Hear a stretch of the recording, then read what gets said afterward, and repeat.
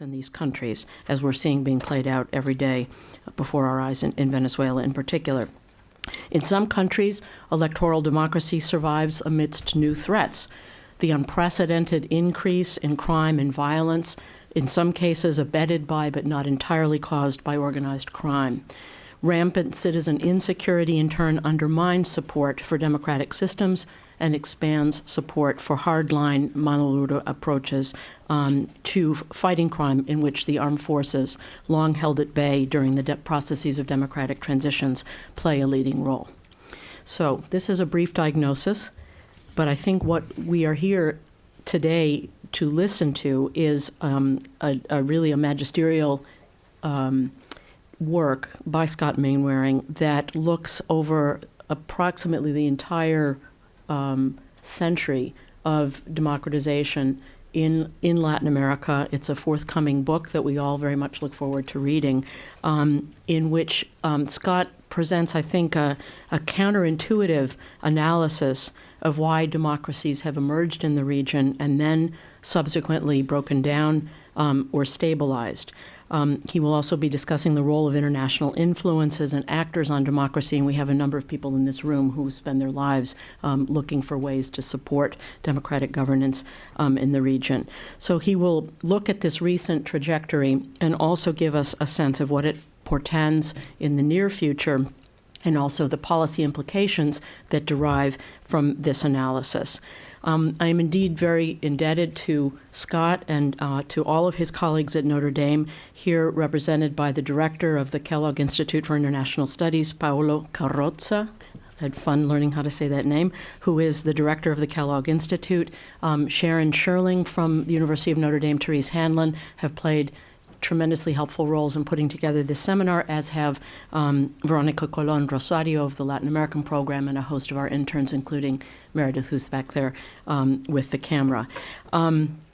I will briefly introduce Paolo and then turn the microphone over to him to introduce our speakers. And again, I want to say that it's really a pleasure to see Fran and Scott, really two former Wilson Center fellows, part of our extended long-term family with great roots back in the castle as well as in this building, and also welcome for the first time Steve Levitsky of Harvard, who's really, along with the people at this table, truly one of the leading authors and writers and scholars of democratization in Latin America today.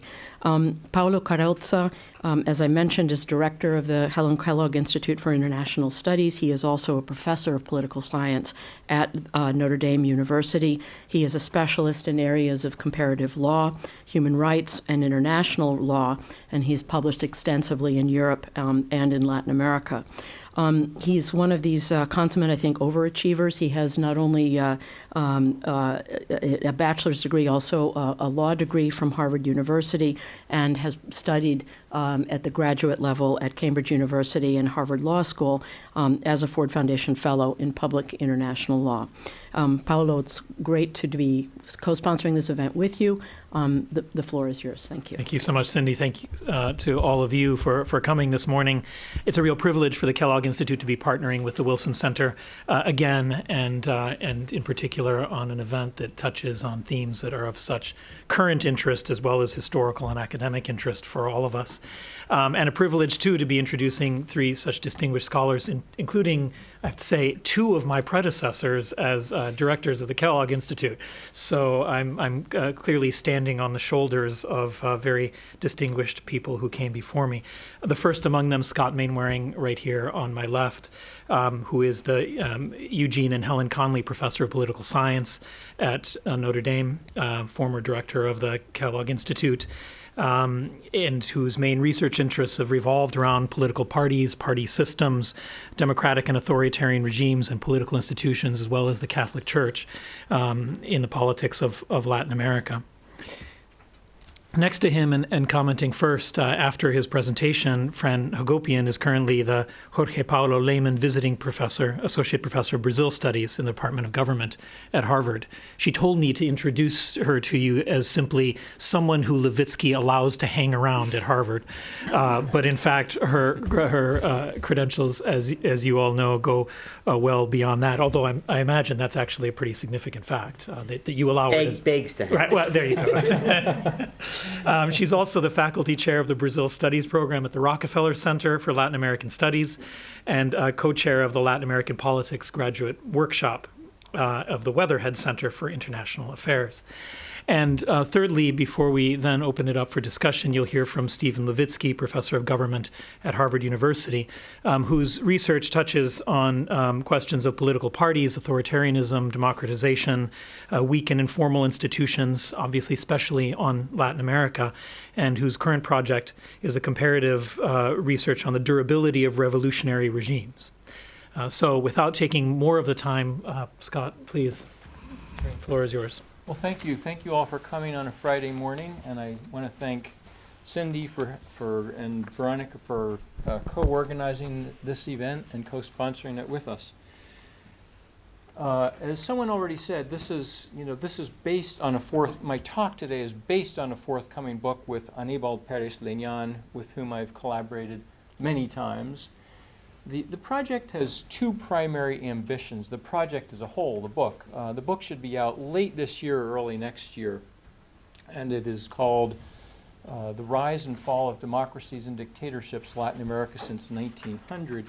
The first one is a theoretical contribution, rethinking how is it that regimes come into being, democracies or dictatorships, and then survive or break down? What explains these processes? And the second is to explain the trajectory of democracies and dictatorships in Latin America over a long period of time, really since 1900. Scott, can I Yes. interrupt you for a second? If you're going to stand, I think what we need to do is ask for you to hold the mobile microphone. I'm just concerned that the webcast may not be picking up. Okay. Within this room, we can hear you fine, but I just want to make sure that there's access. Gabe, do you have a microphone? Well, they'll bring the hand mic. Thank you. I'm sorry. Sure. Thanks.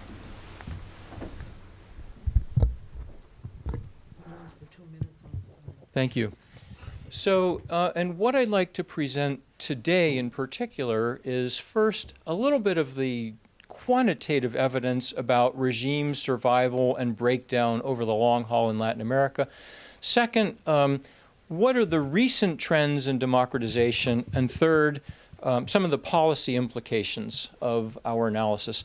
So this first chart here shows what it shows is levels of democratization in Latin America since 1900.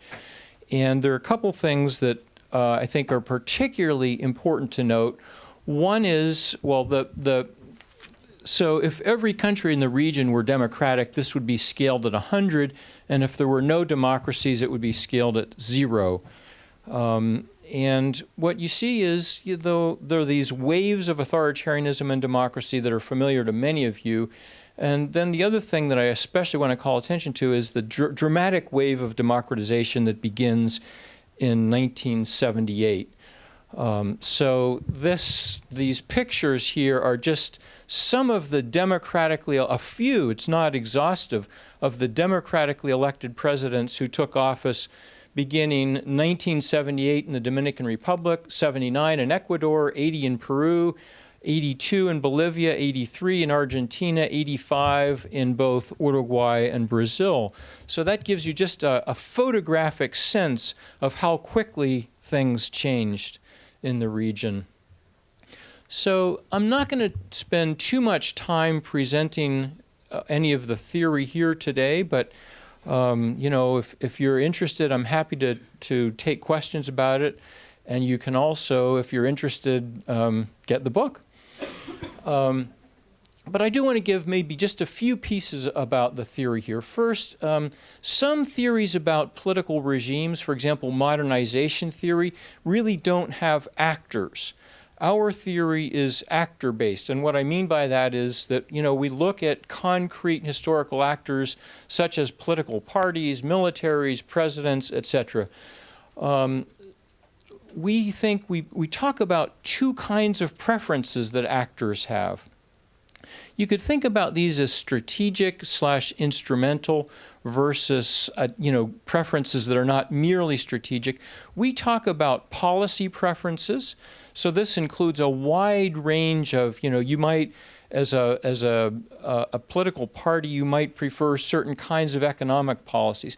The second kind of preference that we talk about these actors having are normative preferences about the political regime itself. So we argue that some kinds of actors, many, they intrinsically prefer democracy, and some prefer intrinsically some kinds of dictatorships. I'll say just a bit more about that in another minute. Another critical point about the theory, to signal briefly, is that if you look at traditional comparative politics approaches to understanding political regimes, they all focused exclusively on within-country explanations. We argue, and it's an important part of the book, that you can't understand regime processes as being exclusively within country. So we embed these domestic processes in an international context. So what does this mean that we look at, that we especially highlight empirically in our analysis? Three things. First, how democratic or not the region as a whole is, Latin America as a whole is, and we include as part of that, it's separable, but we think of it in somewhat the same light. What is U.S. policy toward the region? And there we're not looking at the whole breadth of U.S. policy, but in particular at how favorable or unfavorable U.S. policy has been toward democracy. And the second and third things that we especially highlight have to do with domestic actors' preferences.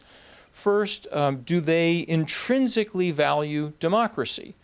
So, for example, from 1983 on, most actors in Argentina have valued democracy as the best possible political kind of regime. For a long stretch of time, from at least 1930 until 1983, that was not the norm in Argentina. And the second preference is how, on a scale from moderate to radical, what are actors' policy preferences like?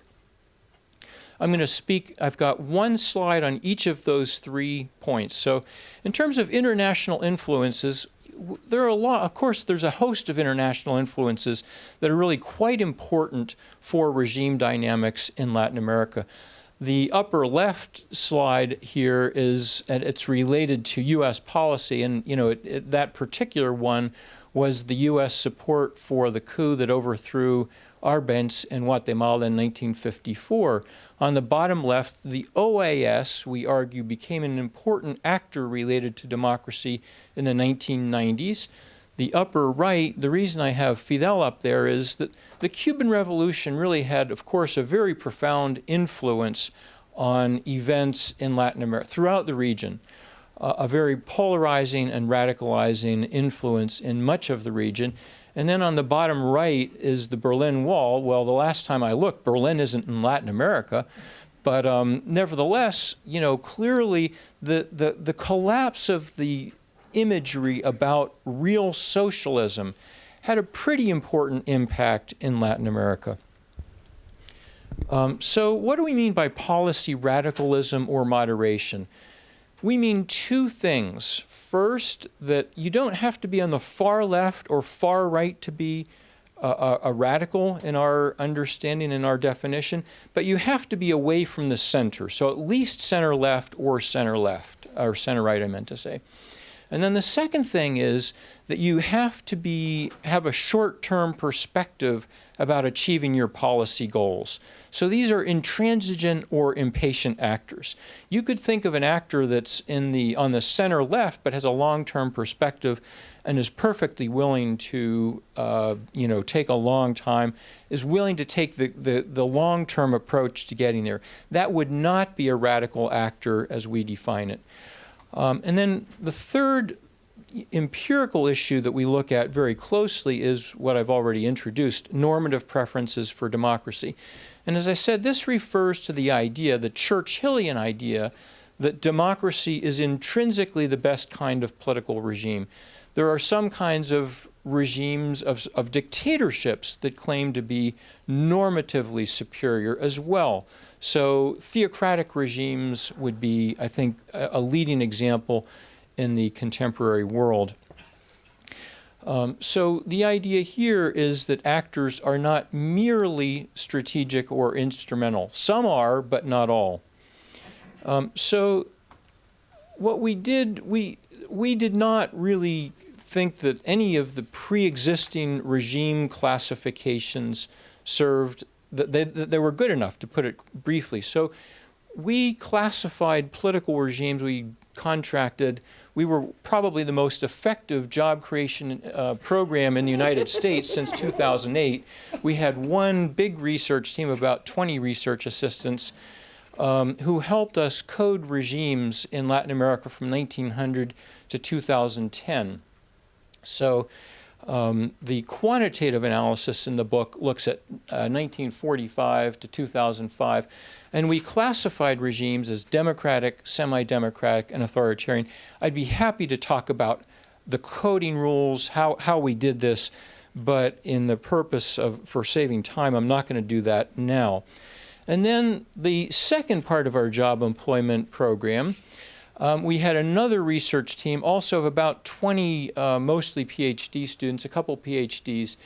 And what they did was, for every presidential administration from 1944 to 2010, we asked them, we gave them some coding rules. Who are the most important actors? So these are mostly political parties and presidents under democracies. They also include militaries at times, labor unions, guerrilla organizations, and so forth. And then we asked this research team, it was a different group of 20, we asked them to code actors. Where do they fit on this policy scale, radical to moderate? And where do they fit on this scale of normative preferences? So this was, there were 1,459 actors in 290 presidential administrations during this time period. Now, this is one of the other research things that we did. We coded U.S. policy toward Latin America from 1900 to 2010. And the question here, we had 8 questions to code how favorable the U.S. was towards supporting democracy in Latin America. There were some surprises for me. Before we did this exercise, I had not been aware of the quite dramatic pro-democracy turn in U.S. policy from 1944 to 47, for example. And again, I'm not going to get into details about this, but the one thing to highlight is you probably caught enough of a glimpse of the trajectory of democratization in the region to quickly see that this matches pretty well. It actually matches very closely, not perfectly at all, but pretty closely. The statistical analysis, so we had these 61 years, which break down times 20 countries, break down into 576 years of authoritarianism and 644 of competitive regimes. And the question is, and I didn't put the statistical results up here, but these are based on regression results, of course. The first issue that I'm going to put up is, so what explains when you have an authoritarian regime? What explains why you transition to democracy? First, a couple of positive findings. That when actors are normatively committed to democracy, they view democracy as intrinsically desirable, this has a pretty profound impact on the probabilities. It increases the probabilities of a transition to democracy.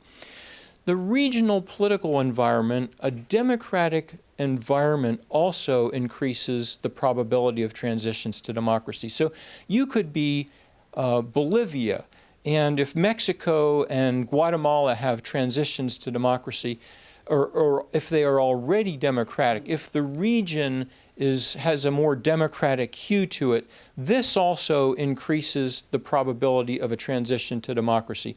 So in 1948, if you are country X and 16 other countries are democratic, but you are authoritarian, the probability that you will transition to democracy is greater. Now, I put some asterisks here. A couple people already said that they were, their interest, their curiosity was piqued. What were the counterintuitive findings? I'm not going to have a lot of time to tell you why these findings are counterintuitive, but they go against both what one would tend to guess is the case deductively, and also what is the case, what has been shown to be the case for broader samples of countries beyond Latin America. So, for example, the level of wealth in a country has no impact on the probability of transitions to democracy. Whether the economic performance of an authoritarian regime has been good or bad, likewise, does not influence the probability of transitions. Likewise, the level of inequalities under authoritarian regimes does not have any impact. So I think that's enough there. And then the other part of the statistical analysis is what explains democratic breakdowns. And here again, I'll begin with the findings, the positive findings. First, a high degree of radicalism had no impact on breakdowns of authoritarian regimes. And we think that that's because radical actors sometimes can be very effective in bringing down authoritarian regimes. But radicalism under democracy does have negative consequences for regime survival.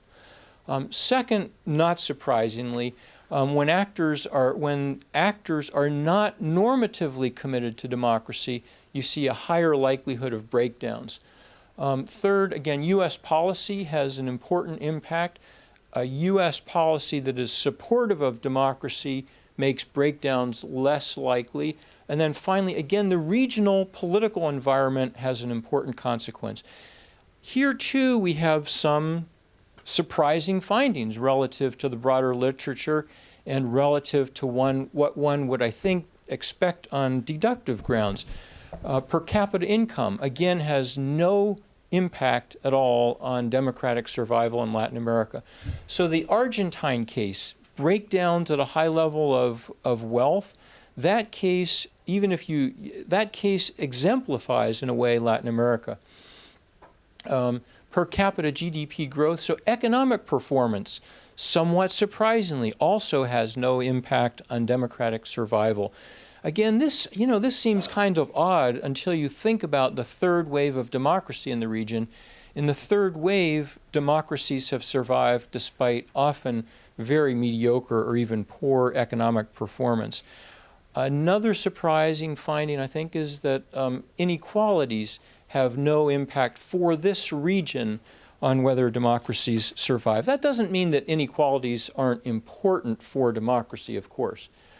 And then finally on this set of issues, just to give you a sense of the substantive impact of these differences, if you take two hypothetical cases based on statistical simulations, in one case, all of the actors in your country are normatively committed to democracy, and all 19 countries in the region, except your country, have democracies. There is essentially no probability that your democracy will break down in a given regime year.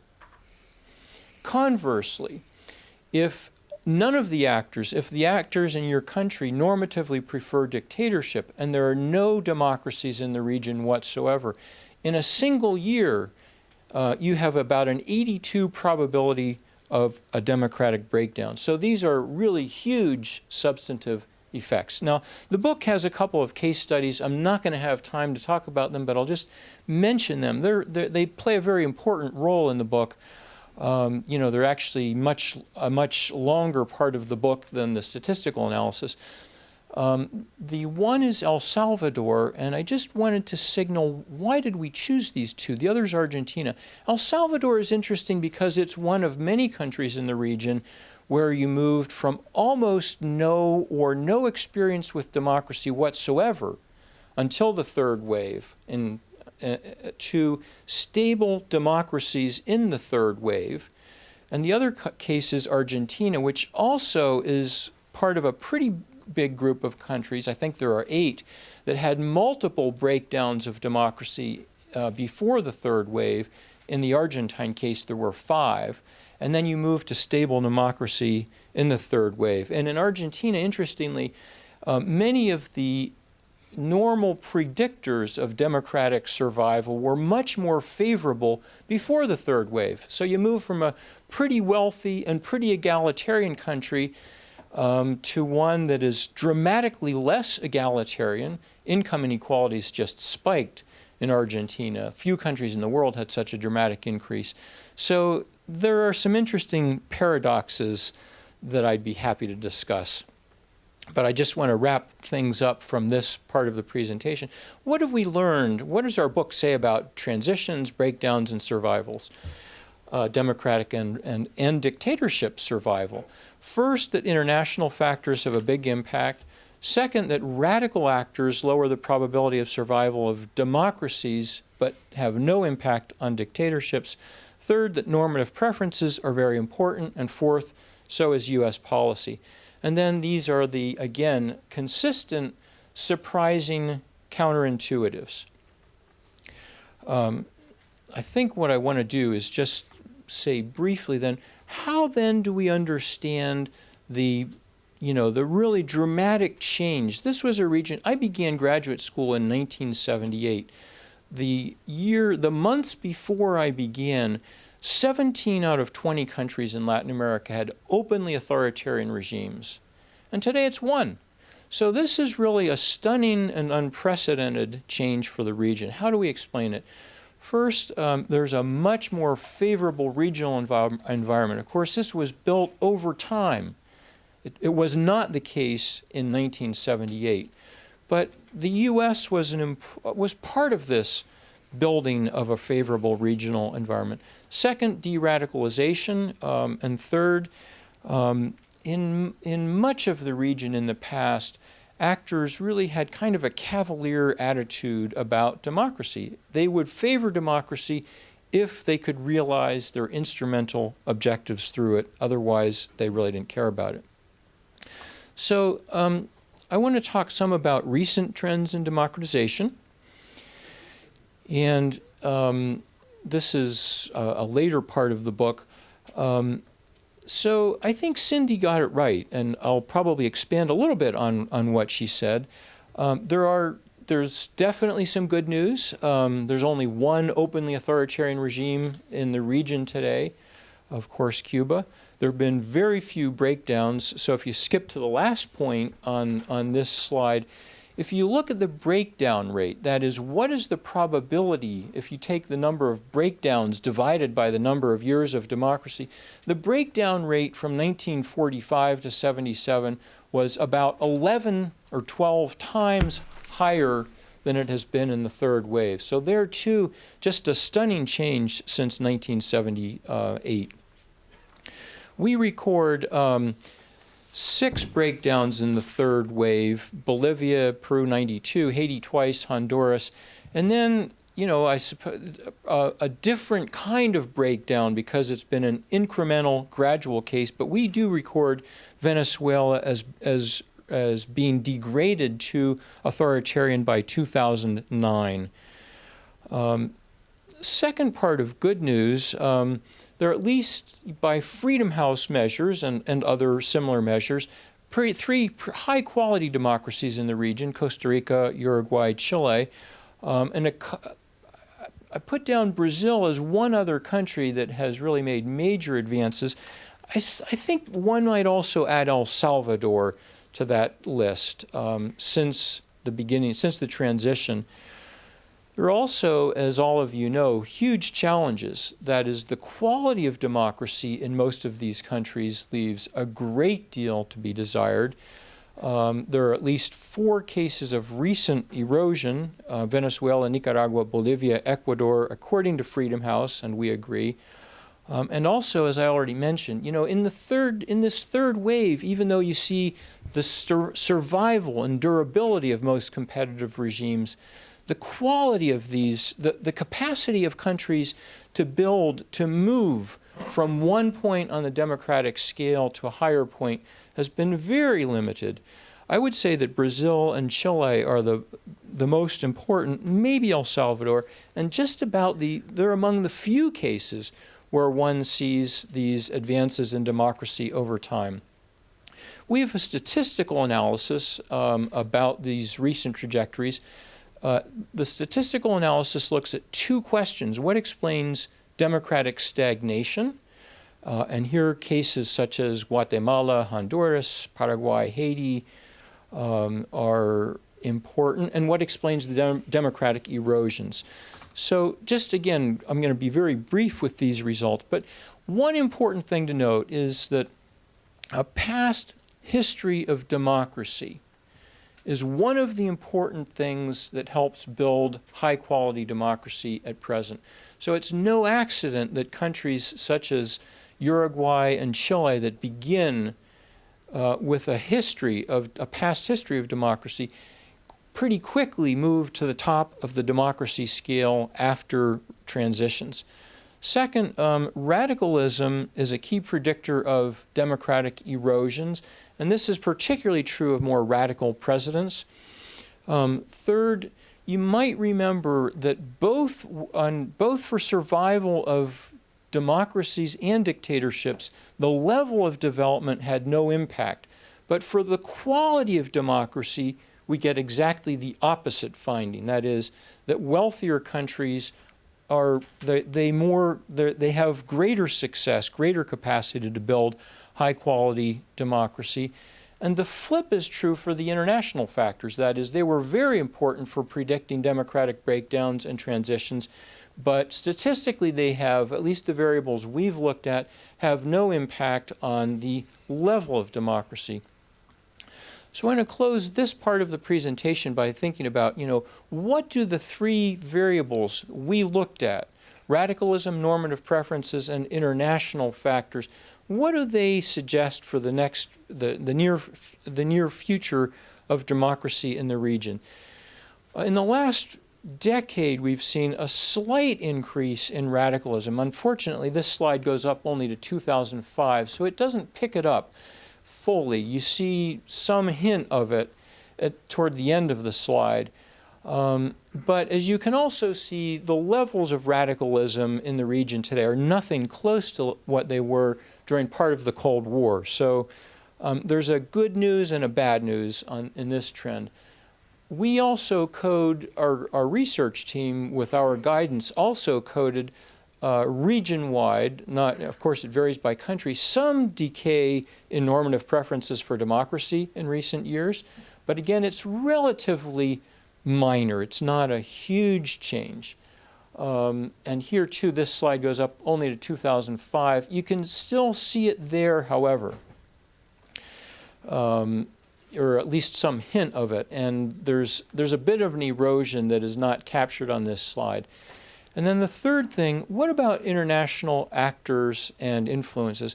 Well, first, I think we've seen in the third wave that with the U.S. policy, the OAS, regional actors, they can really raise the cost of overt coups. So they can make it more difficult to have a clear breakdown of democracy. But they've been pretty ineffectual, we would argue, in helping with these issues about low democratic quality once competitive political regimes are in place. So this is the final slide that thinks about these, I think somewhat counterintuitive findings that we have. And the point here is just that a lot of the variables we looked at had one kind of impact for regime survival, but a completely different impact for the level of democracy. let me wrap things up. With some conclusions and some policy implications, given the pretty now long term, the third wave began in 1978 in Latin America, so we're talking about 35 years now. Nothing in what we have seen indicates that there is any serious potential for a major reverse wave as we've seen in the past history of Latin America. Yet at the same time, the idea that there's an end of history, that there's a democratic teleology, that everything is tilting toward increasing democratization, we think that that is also extremely questionable. Those of you who follow, who would know what a bivariate correlation is, from 2001 to 2011 in Freedom House scores, if you use the correlation for Freedom House scores for each country across that time, so that you'd have an N of 20 countries, is 0.85. So there's been really a very, very high level of stability, which has both good news and bad news for Latin America. The good news is, this high level of stability now over more than a decade portends, I would say, at least for the short-term future, a probability of stability continuing into the future. This means that there probably won't be many coups. That would be very surprising, I think, given the high costs internationally of coups today. Probably not a lot more democratic erosions, a la Venezuela and Nicaragua, but also, unfortunately, probably continuing serious difficulties in building high-quality democracies. The erosions that we've witnessed, why do we think that this pattern is not likely to be prevalent across a large number of countries? Partly because with the exception of Venezuela, the countries that have been most vulnerable to erosions are poorer countries, weaker democratic heritages. So we don't see this as, the kind of populist, radical left path to democratic erosion as having a lot of potential to spread.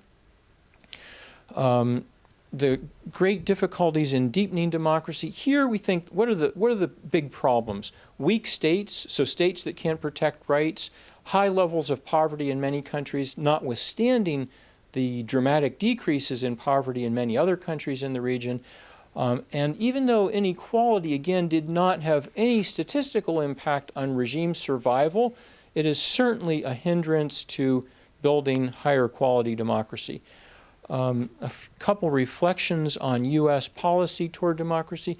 If you take this long sweep of time, as suggested by the superimposition, which is, you'll have to imagine, but between U.S. policy trends toward Latin America and actual regime patterns, and in the statistical analysis as well, we have no doubt that U.S. policy has really been very important for Latin America. When the U.S. has willingly supported coups, it has been really easy for authoritarian coalitions in the region to form and be successful. When the U.S., as it has pretty consistently since 1985, says, forget it, we're not going to support authoritarian regimes, that sends a strong signal to actors in the region. But again, to repeat this point, for the U.S. and for international actors, preventing the slower incremental erosions of democracy and working to boost the quality of democracy has been a daunting and so far I'd say pretty unsuccessful challenge. I'm going to turn it over to Fran, and I do want to thank, I also want to thank Fran and Steve for taking the time and say that, Fran is, everyone probably in their life has one best professional colleague. Fran has been mine. And Steve has also been just a great colleague. So thanks a lot. Great.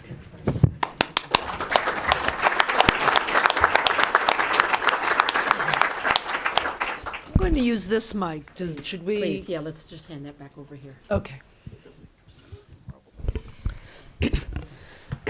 Well, it was very. I'm thrilled to be here, and it was very kind of Scott to say that. The feeling is, of course, mutual, and this is a very special occasion in a very special place. I'm honored to have accepted the invitation to be here.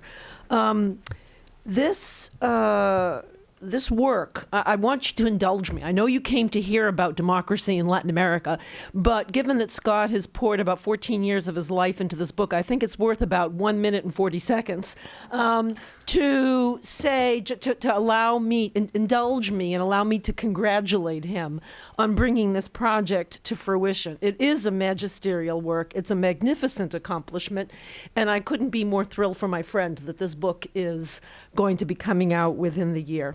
And I am also thrilled to be here because there are two institutions that I don't say no to. The Kellogg Institute and the Woodrow Wilson Center for International Scholars Latin American Program.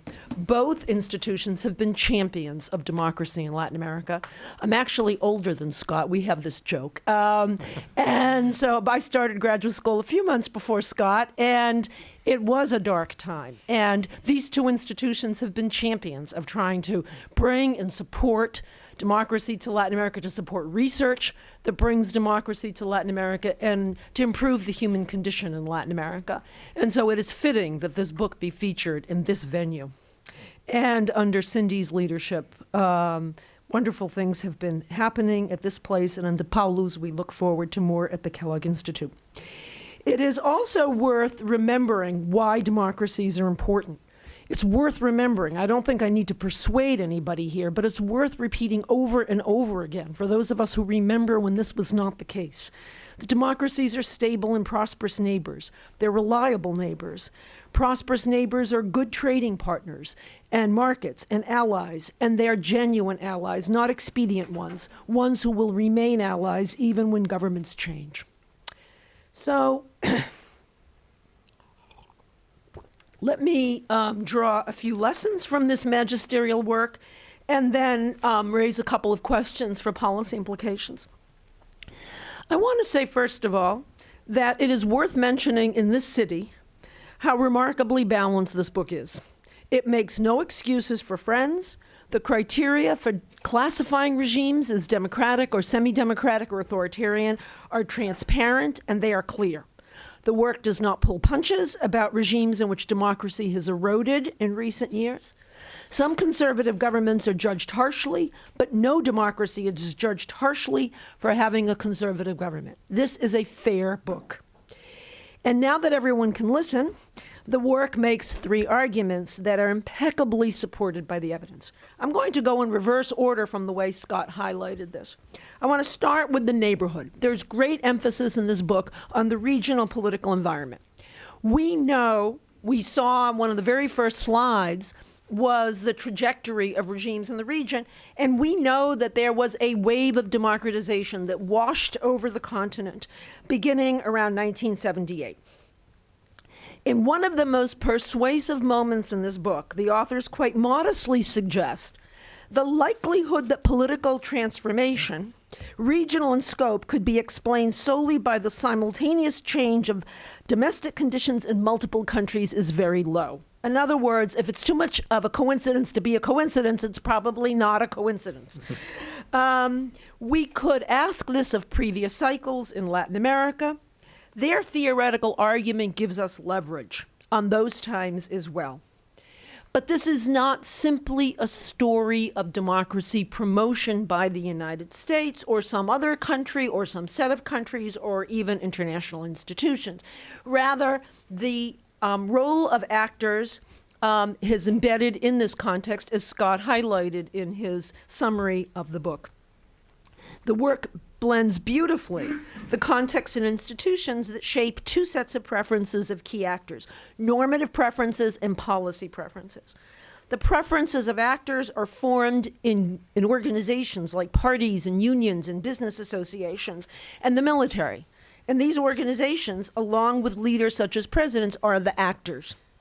And the commitment of these key actors to the institutions and the procedures of democracy per se is critical. So external actors can have a role through multiple channels, through imposing sanctions, or through providing aid, through diffusing beliefs, or through demonstration effects. But basically, the influence on actors, domestic actors, is critical.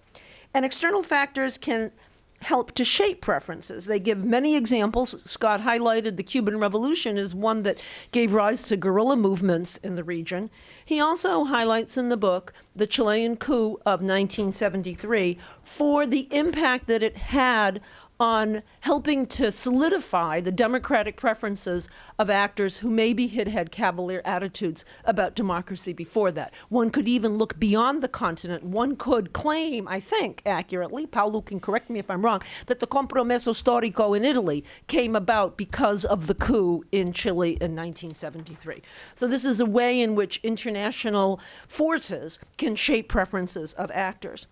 And also critical, then, is the degree of moderation or radicalization of policy preferences. Actors must be willing. This is worth remembering in our times as well as throughout the 20th century.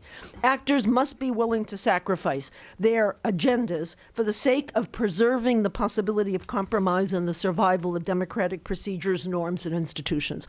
We need to protect and defend democracy, even if we have to sacrifice our policy preferences in the short term. The analysis shows some very important things. The point about modernization and the lack and the counterintuitive finding about per capita GNP and the survival of democratic regimes is critical. We don't have to wait for the right structural conditions, for critical thresholds to be surpassed, for preconditions to be met. Those of us who read Seymour Martin Lipset back from the early 1960s articles still somehow can't wrap our heads around this, but the evidence is there. We don't have to wait. And we also know from some tragic examples that having wealth is not always enough to preserve democracy. There is also an interesting argument to make about institutions that Scott didn't necessarily have time to highlight in his summary here. And it's especially interesting to me when it's made by Scott Mainwaring, who has contributed as much as anybody to the study of institutions in Latin America. And that is that the analysis, I think, shows, he's looking at me quizzically, what am I going to say, is I know him, is that there are limits to constitutional engineering. It's not just about writing rules. Commitments matter.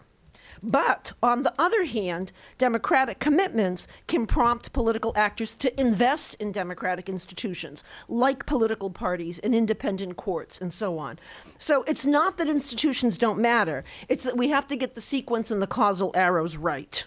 Democracies can grow stronger and weaker.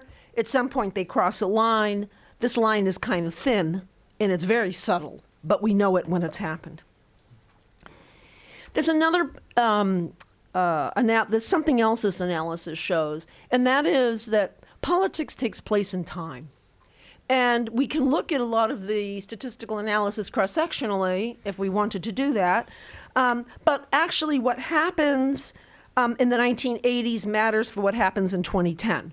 Or maybe what happened in the 1950s mattered for what happened in the 1980s. We can't just toss out, this has policy implications. As much as we would like, we can't simply toss out a statement or a policy idea or even aid, even dangle some aid, and toss it like a dart at a dartboard and expect it to hit the bullseye. The point is important that we can't be short-sighted and we can't think about short-term expedients. This analysis reminds us of the importance of long-term investments.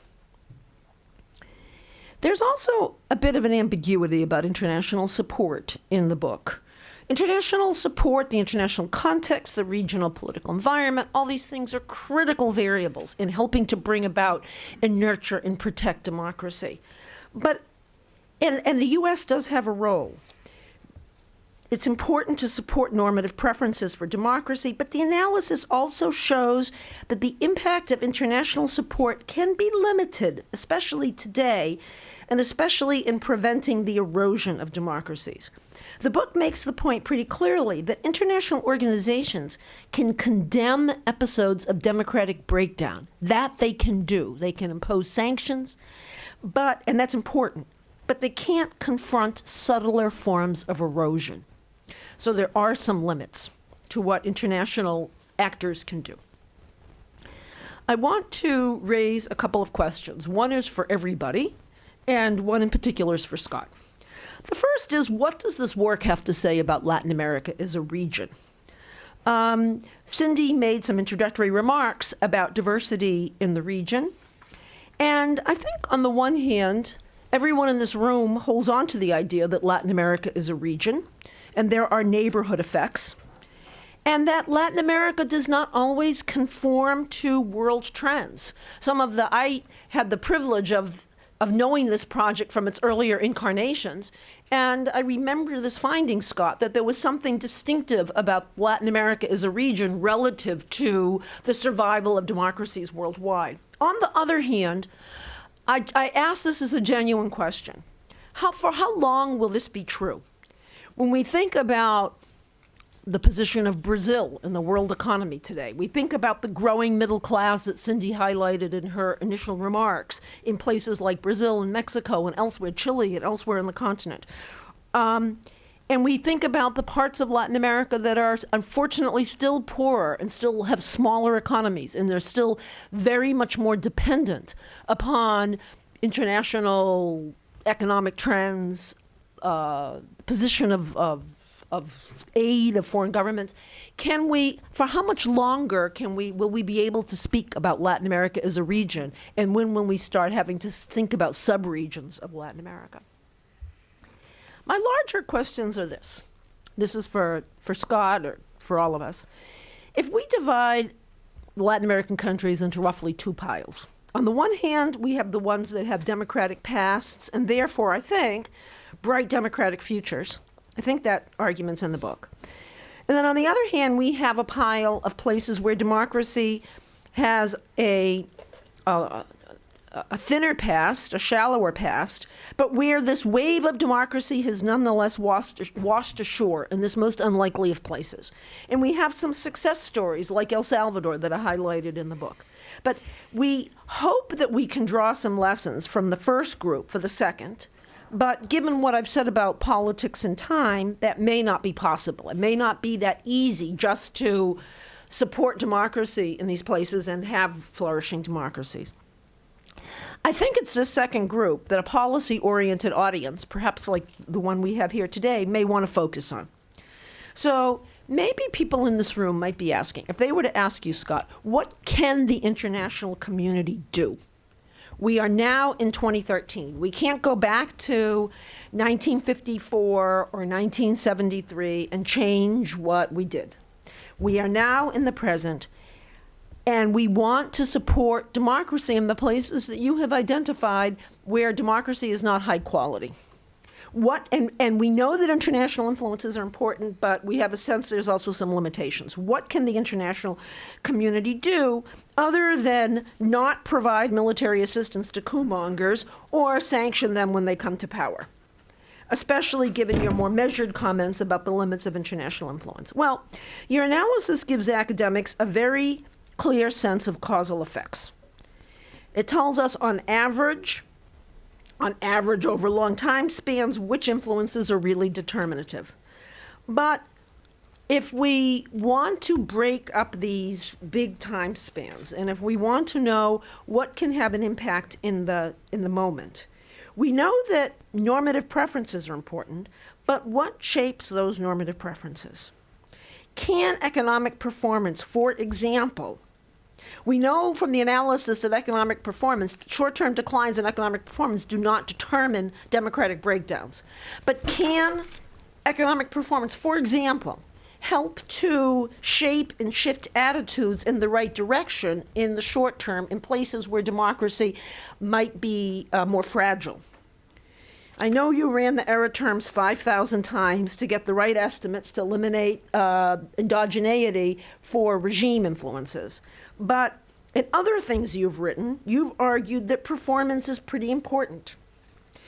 That performance is pretty important for explaining democratic erosions. Can't international institutions, maybe this audience would want to know, NGOs, democratic governments, regional actors, preferential foreign trade agreements, can things like this matter? Would they help to sway hearts and minds?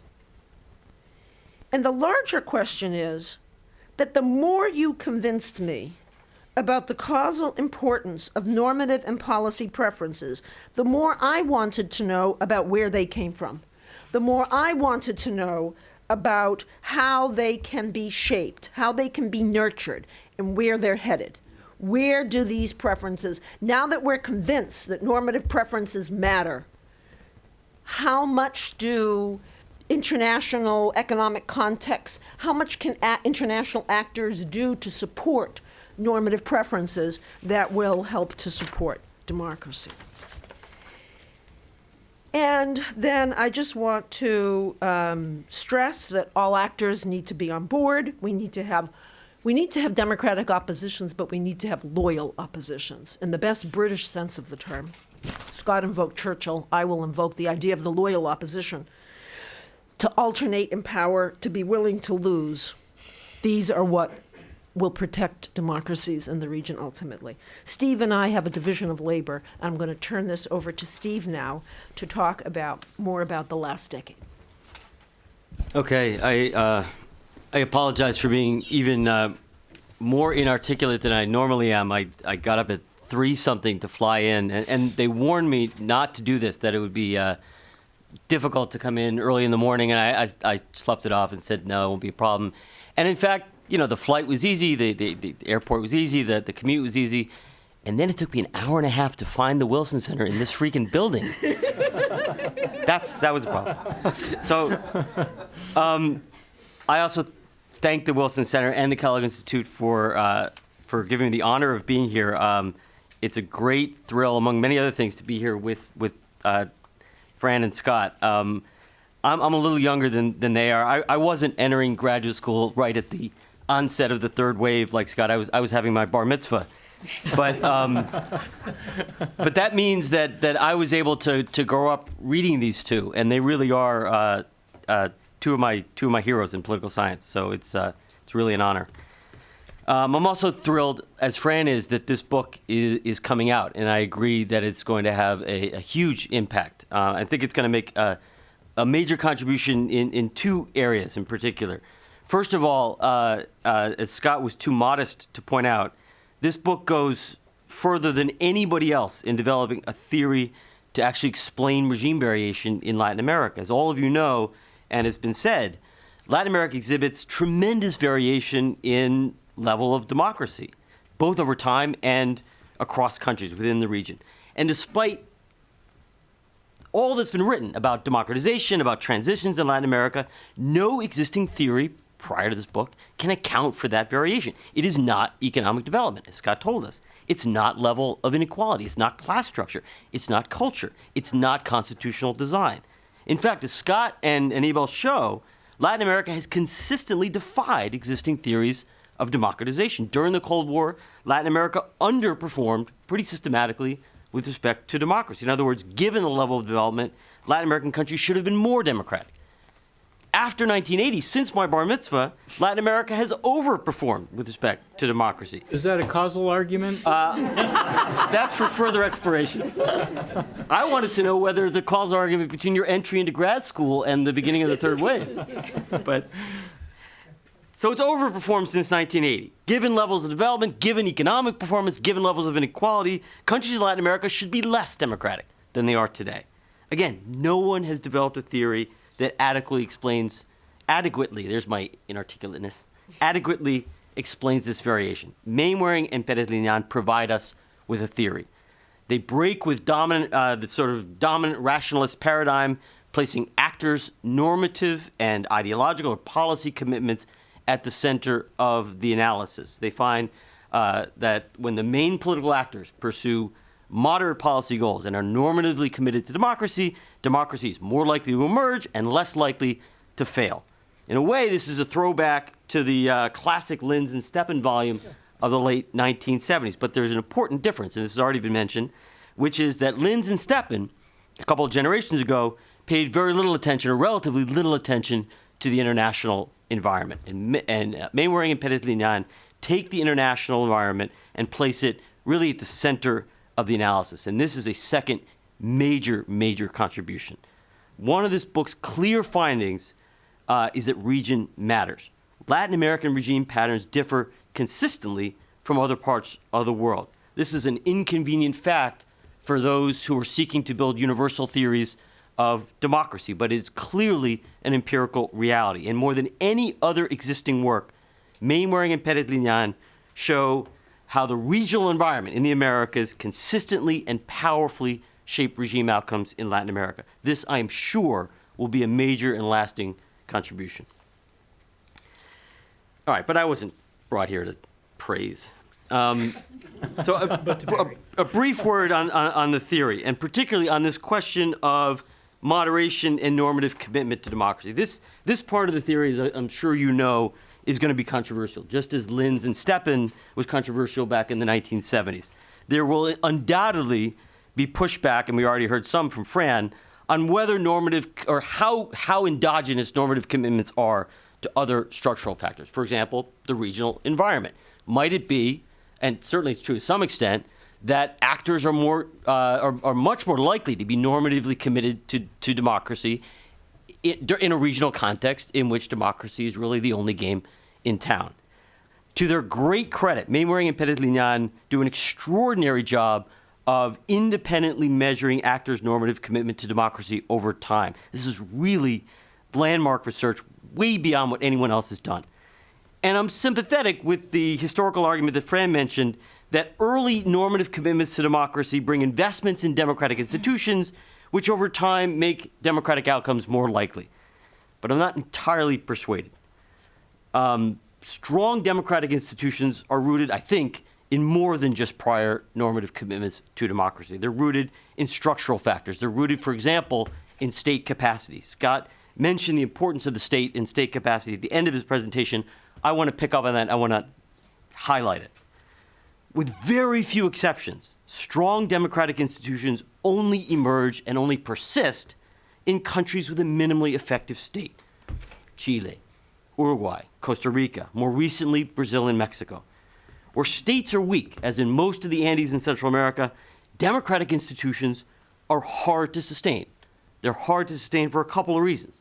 First of all, it's much harder to protect civil liberties when the state is weak. And that problem is exacerbated in weak states by the emergence of violent insurgencies, Colombia, Peru, Guatemala.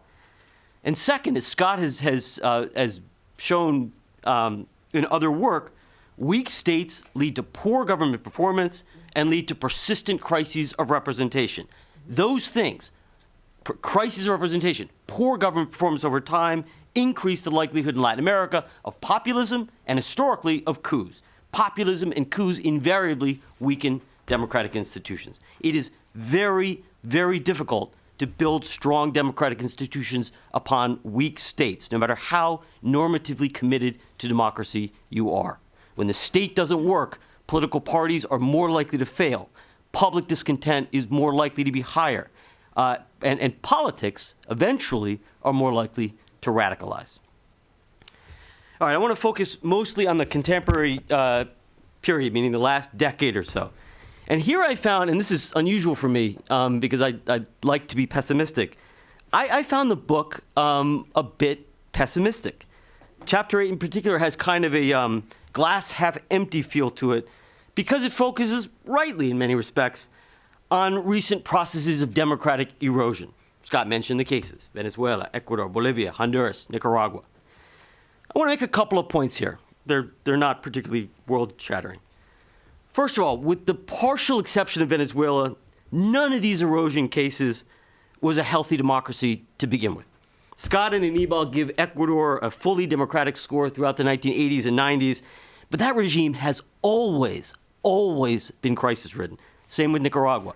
Bolivia had a brief period of stability from the mid-'80s to the late '90s. But even then, even during the heyday, there were serious civil liberties violations in Bolivia.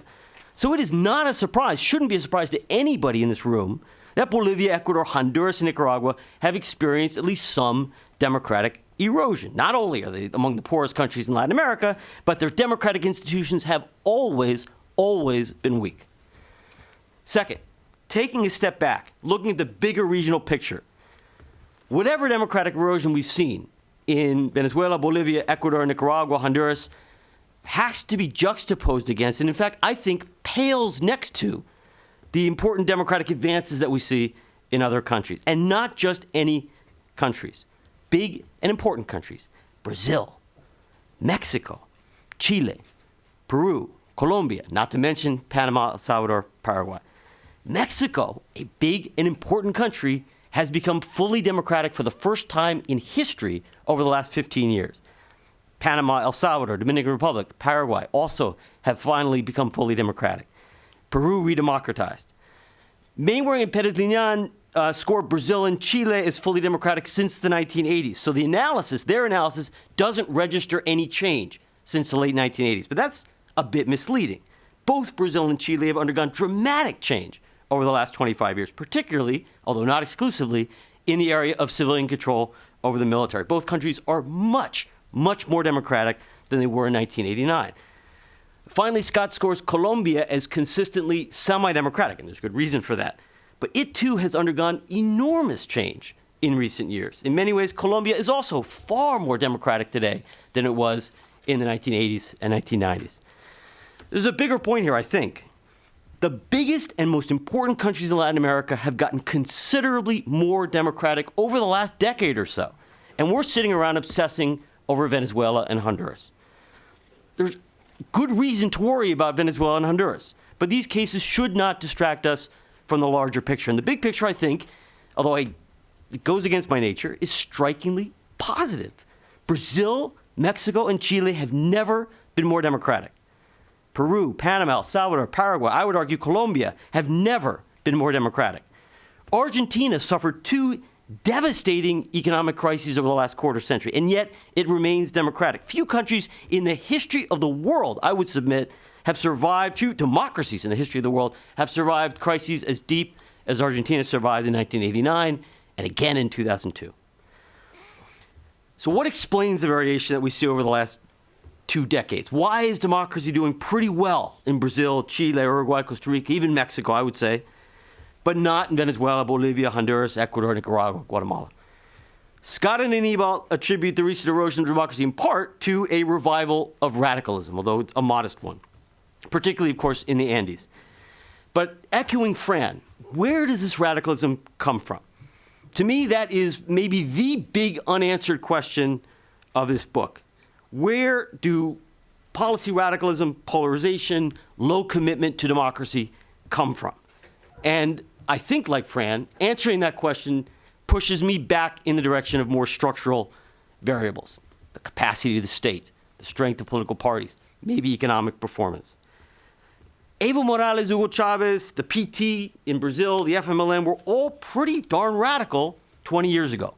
Why did Morales and Chavez remain radical in the 2000s while the PT, the FMLN, the Frente Amplio in Uruguay moderated? In part, there wasn't much space for radicalism in Brazil and Uruguay in the 2000s. Democratic institutions were working, state institutions were working, there was no crisis, so the constituency for radicalism was pretty small. That's not true in the Andes. In Bolivia and Venezuela, there was a much larger constituency for radicalism. Why? Because democratic institutions were perceived to be failing. Because economic policy, neoliberal economic policies, were perceived to be failing. Political parties were collapsing amid a severe crisis of representation. Public disaffection, public hostility toward the political elite was extraordinarily high in the Andes. As Scott has argued very persuasively elsewhere, this kind of disaffection, this sort of hostility toward the political elite, is at least partly rooted in the weakness of the state.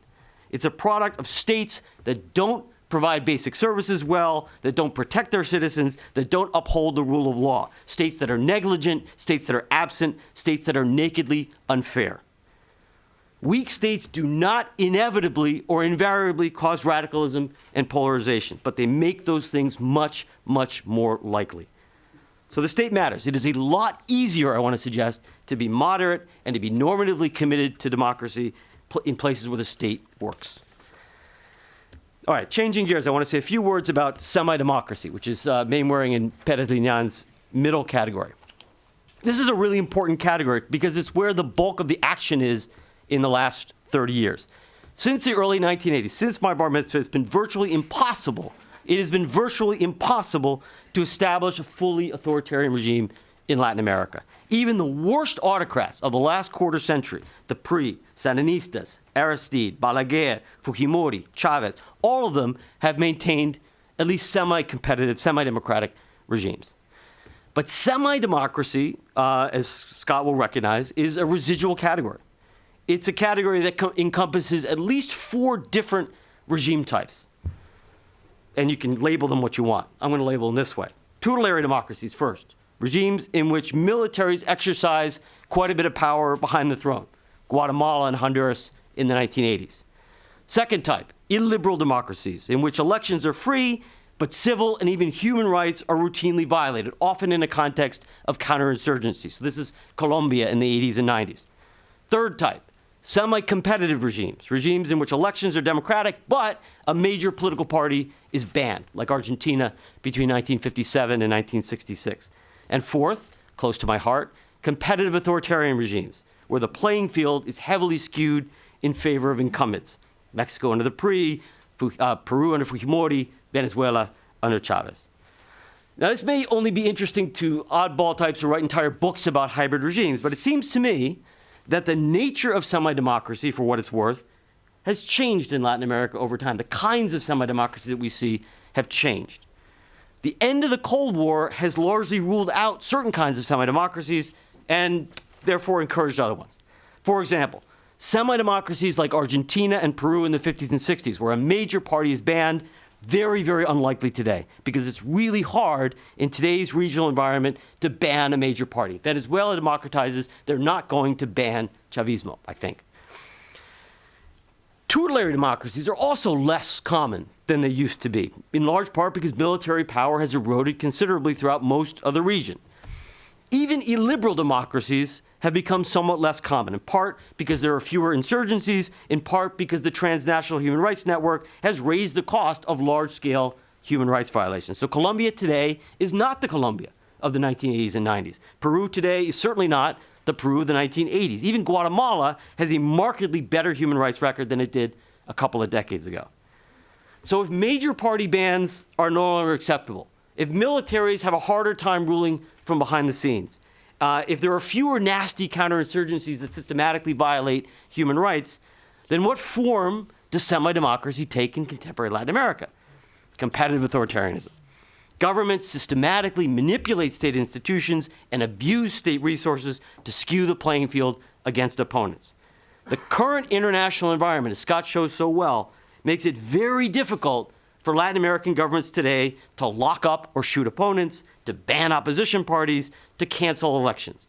But they can still pack the courts, they can still pack the electoral authorities, they can still bully and buy off the media, they can still, and this is very important, use legal instruments like lawsuits, tax investigations, trumped-up corruption charges to silence critics and to systematically weaken opponents. And in some cases, of course, they can use sweeping constitutional reforms that grant them unchecked control over the different branches of the state. This is Peru and Mexico in the 90s. It's Venezuela and to some degree Ecuador and Bolivia today.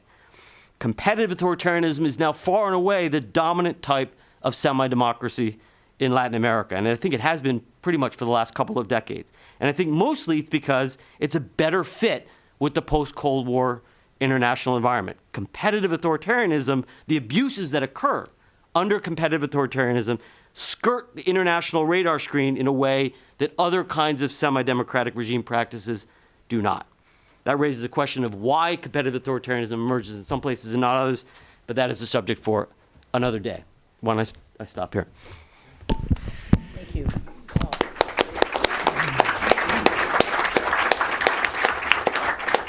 Thank you. Thank you so much to all 3 of you, Scott, and then for your very generous and insightful commentary on Fran and Steve's part, and also for having left all of us with a half an hour still for comments and questions and discussion.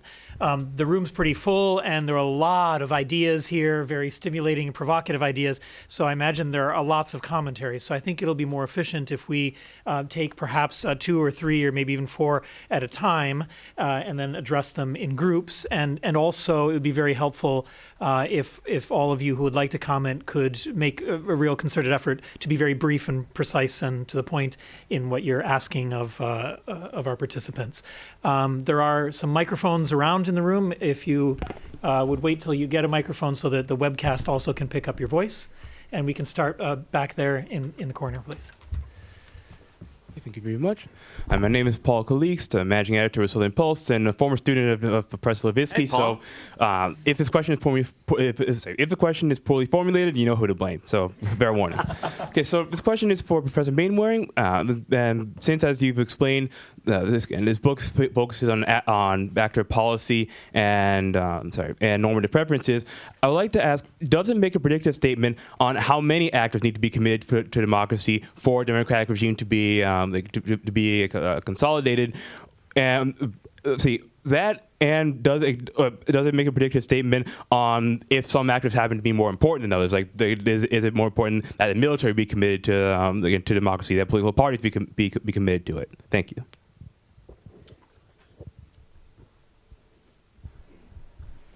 Right over here, please. And sorry, could you please state your name and affiliation as you make your comments? My name is Matthew Taylor. I'm from American University. Thank you all. This sounds just amazing, and I look forward to purchasing the book and reading it. I did want to sort of help Steve Levitsky be pessimistic by pointing out that at least 20% of the countries in your sample are hybrid democracies, and partly as a result of some of this behaviors that skirt the international radar screen, to quote Levitsky. And I wonder if you could talk a little bit about, first, how you code these normative preferences, but then also how they change and how quickly they change. If we looked at Venezuela, for example, in the 1980s, we'd say this is a country that has a very strong normative commitment to democracy. What's happened, and how did it change so quickly? Take one more right here on the inside of this table.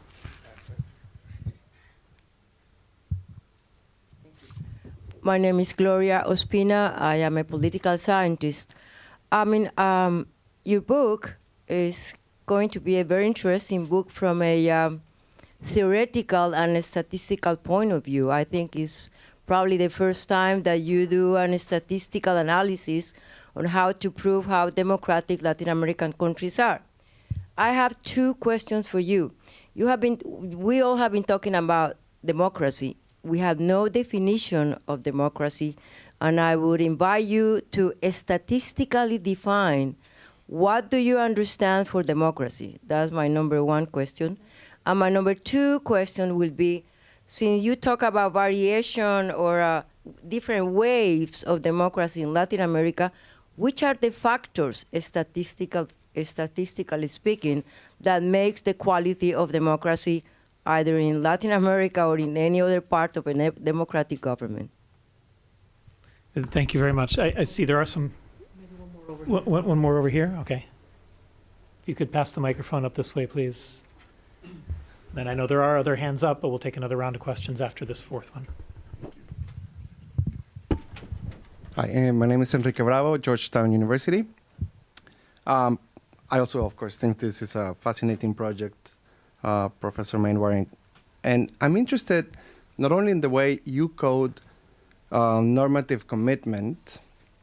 I think there can be some endogeneity issues with how you code normative commitments, but also when you identify radicalism, if you can also explain a little more about how you identify radicalism and whether this reflects a larger picture of social polarization in the way you're coding this. Okay. Thank you very much. Scott? Well, first, let me just thank Fran and Steve for great comments.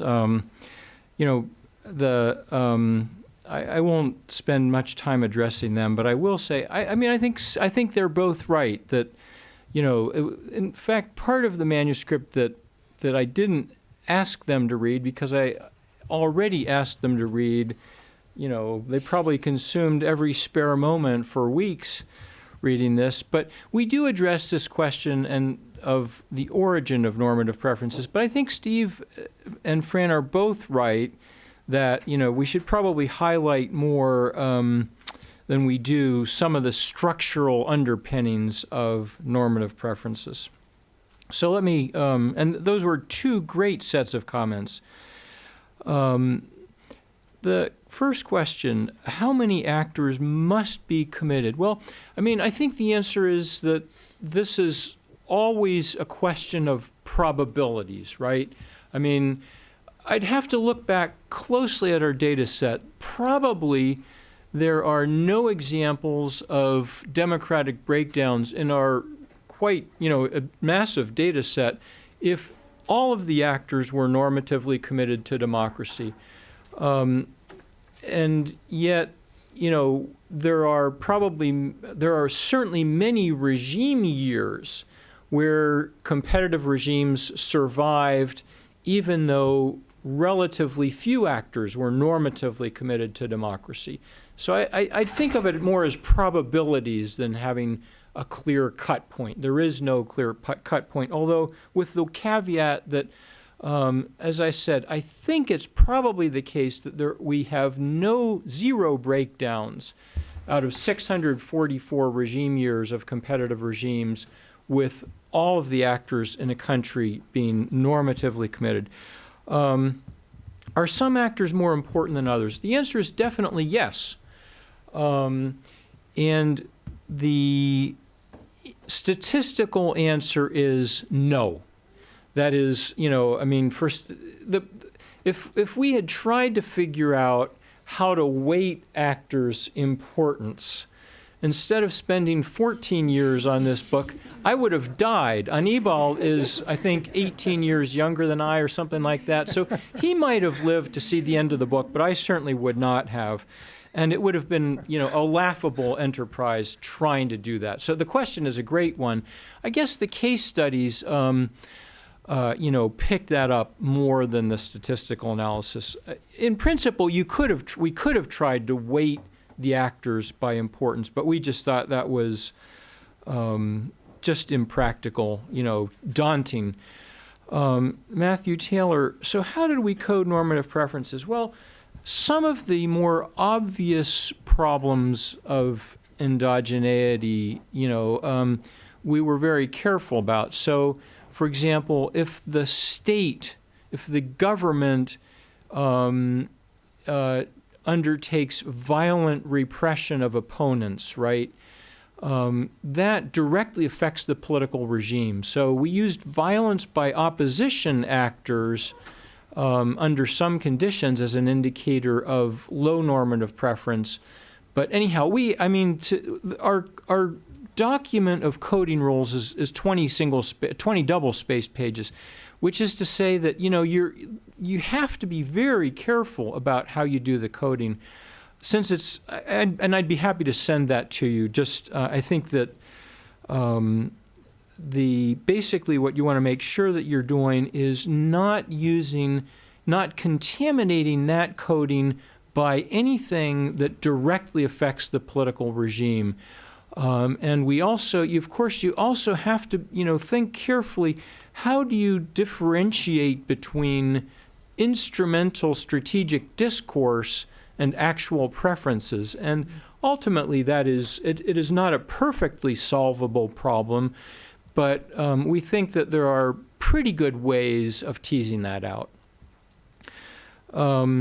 How quickly do actors' preferences change? So we actually, we think this, if actors' preferences are changing all the time, this would be a clear indication that something is askew, right? That probably you are contaminating the coding of actors by what they're actually doing vis-a-vis the political regime. We actually spent some time another part of our job employment program, we had another research assistant carefully go through and look, what was the statistical stability in actors' preferences from one administration to the next? And I don't have the exact numbers off the top of my head. I think for normative preferences, it was something like 0.85. And for radicalism, it was a bit lower than that, maybe 0.74. Those are, as I said, not precise numbers. But what that means is, as you would expect to be the case, when these indicators would be worthless without some stability, without considerable stability. We do have a short section in the book. It's an incredibly important question. Why do actors' preferences change? And we talk about a variety of factors, but the most important single one that we mention in the book is trauma. What do we mean by trauma? Well, the main example of trauma would be a terrible dictatorship.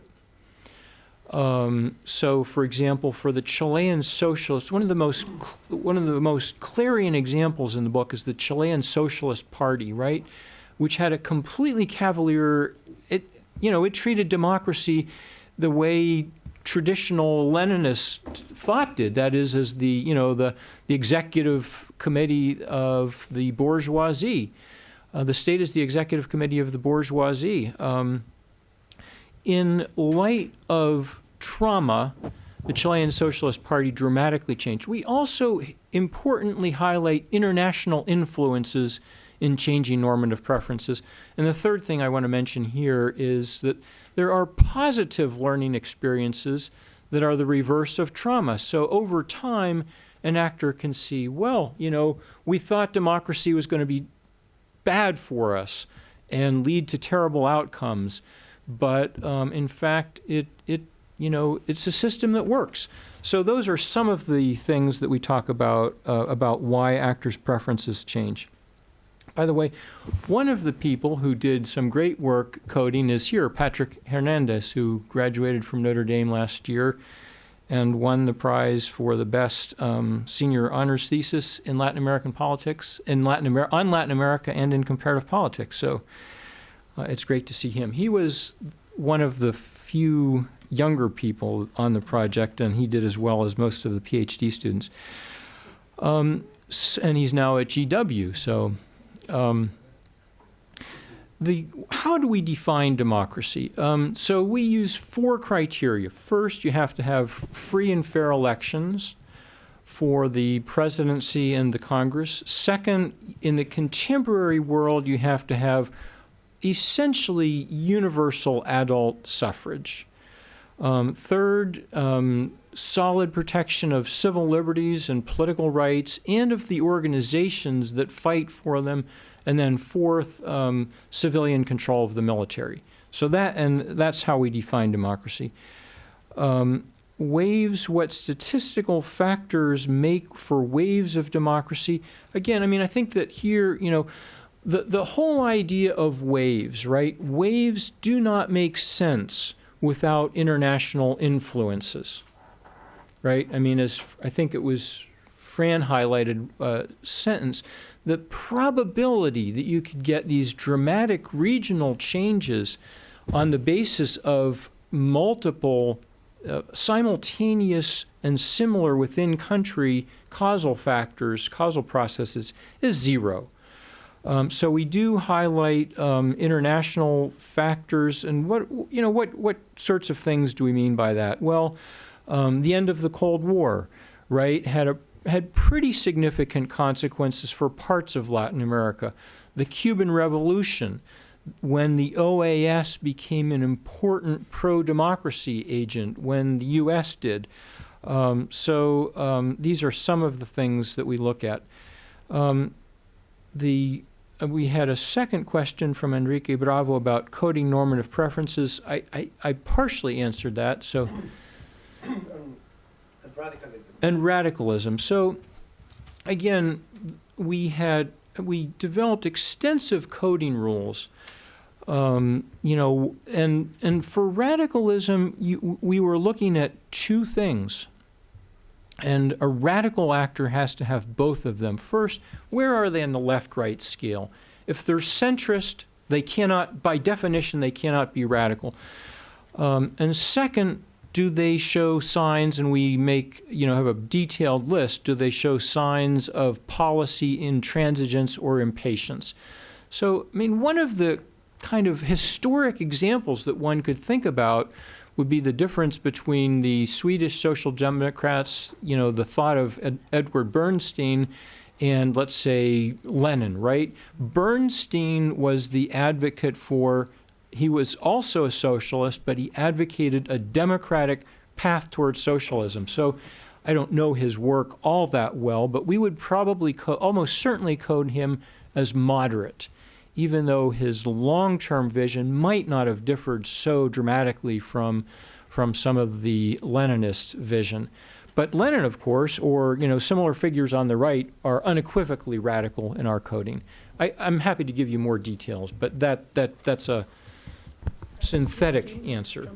Right. If Fran or Steve want to comment on any of these points, or Just real quickly on Venezuela. To some degree, it'd be interesting to see how Scott responds.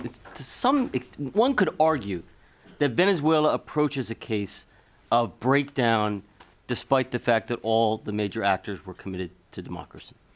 And, it depends, because Hugo Chavez is a populist who's not a major political actor until he is, right? So there is clearly the major political parties, the military, all the major political actors prior to a period when prior to Hugo Chavez's eruption on the scene in '92.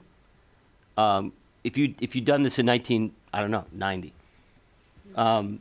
you score them all as committed to democracy, right? Well, I'd have to go back and look at how we coded, but certainly, the breakdown of democracy in Venezuela postdates Chavez, right? So the breakdown, it certainly does. Sure, but now you're beginning to get the independent variable very close to the dependent variable, right? Chavez's election starts the crumbling of the regime, right? Well, we didn't have this. Yeah. The other, I'm not certain how we coded Caldera, but his support for the '92 coup, we might have used that to code him as not fully committed to democracy by '93. Again, I'm not certain, but. But then that's using behavior to code normative preferences. We argue that behaviors manifest preferences at times. Now, I don't think that. Well, we can have this conversation. Yeah, Cindy. Sure.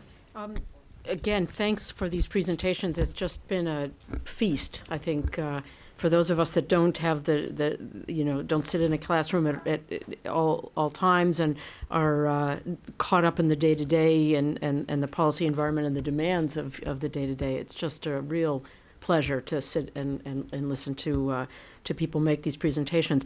I'd like to just inject, again, perhaps glass half full, half empty rather than half full, and just a note of what I see as the growing pessimism about the role of the international environment and the international community in the protection of democracy. Today, we are seeing an assault on the functioning and the attributes of the Inter-American Commission for Human Rights, which has always been, I think, one of the key sort of standard bearers of protection, of human rights, and has been seen as, I think, just sort of a gem in the Inter-American system. There are discrepancies over how to define democracy and how it should be upheld, and a conscious assault now by the countries of Andean populism, Venezuela, Ecuador, to a lesser extent Bolivia, but in a sense doing things with the passivity of some of the major consolidated democracies in the region under the rubric of sort of non-intervention in the internal politics. And so I see, a real weakening of regional commitment, to democratic norms and a contesting of what democracy really means. Do we define it in procedural or institutional terms or in substantive terms having to do with the expansion of socioeconomic rights and participation? So I feel that we're at a very difficult time. I also think that the U.S. role is, whereas it's very committed to the preservation of these institutions, very ambiguous in a case like Honduras, where there had been a hemispheric consensus, in opposition to what happened in 2009, and then gradually, the United States led the way towards, the breaking of that consensus and the given the realities on the ground and the ability to influence the situation through the maintenance of a position of just sort of outright opposition as opposed to trying to work with some kind of civilian leadership.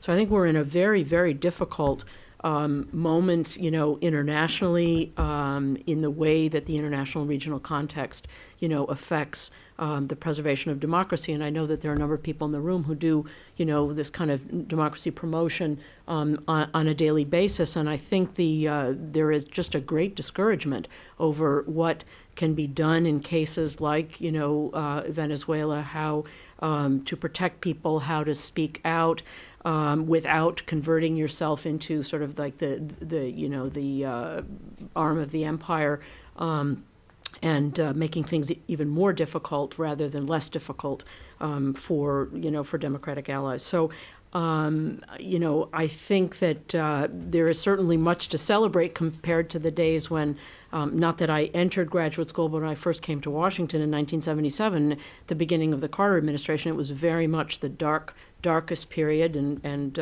sort of cut my baby teeth on these human rights campaigns on Capitol Hill and in the human rights movement, in opposition to Southern cone dictatorships. So we have seen tremendous progress, but we also, I think, see just a very, very ambiguous situation right now with respect, to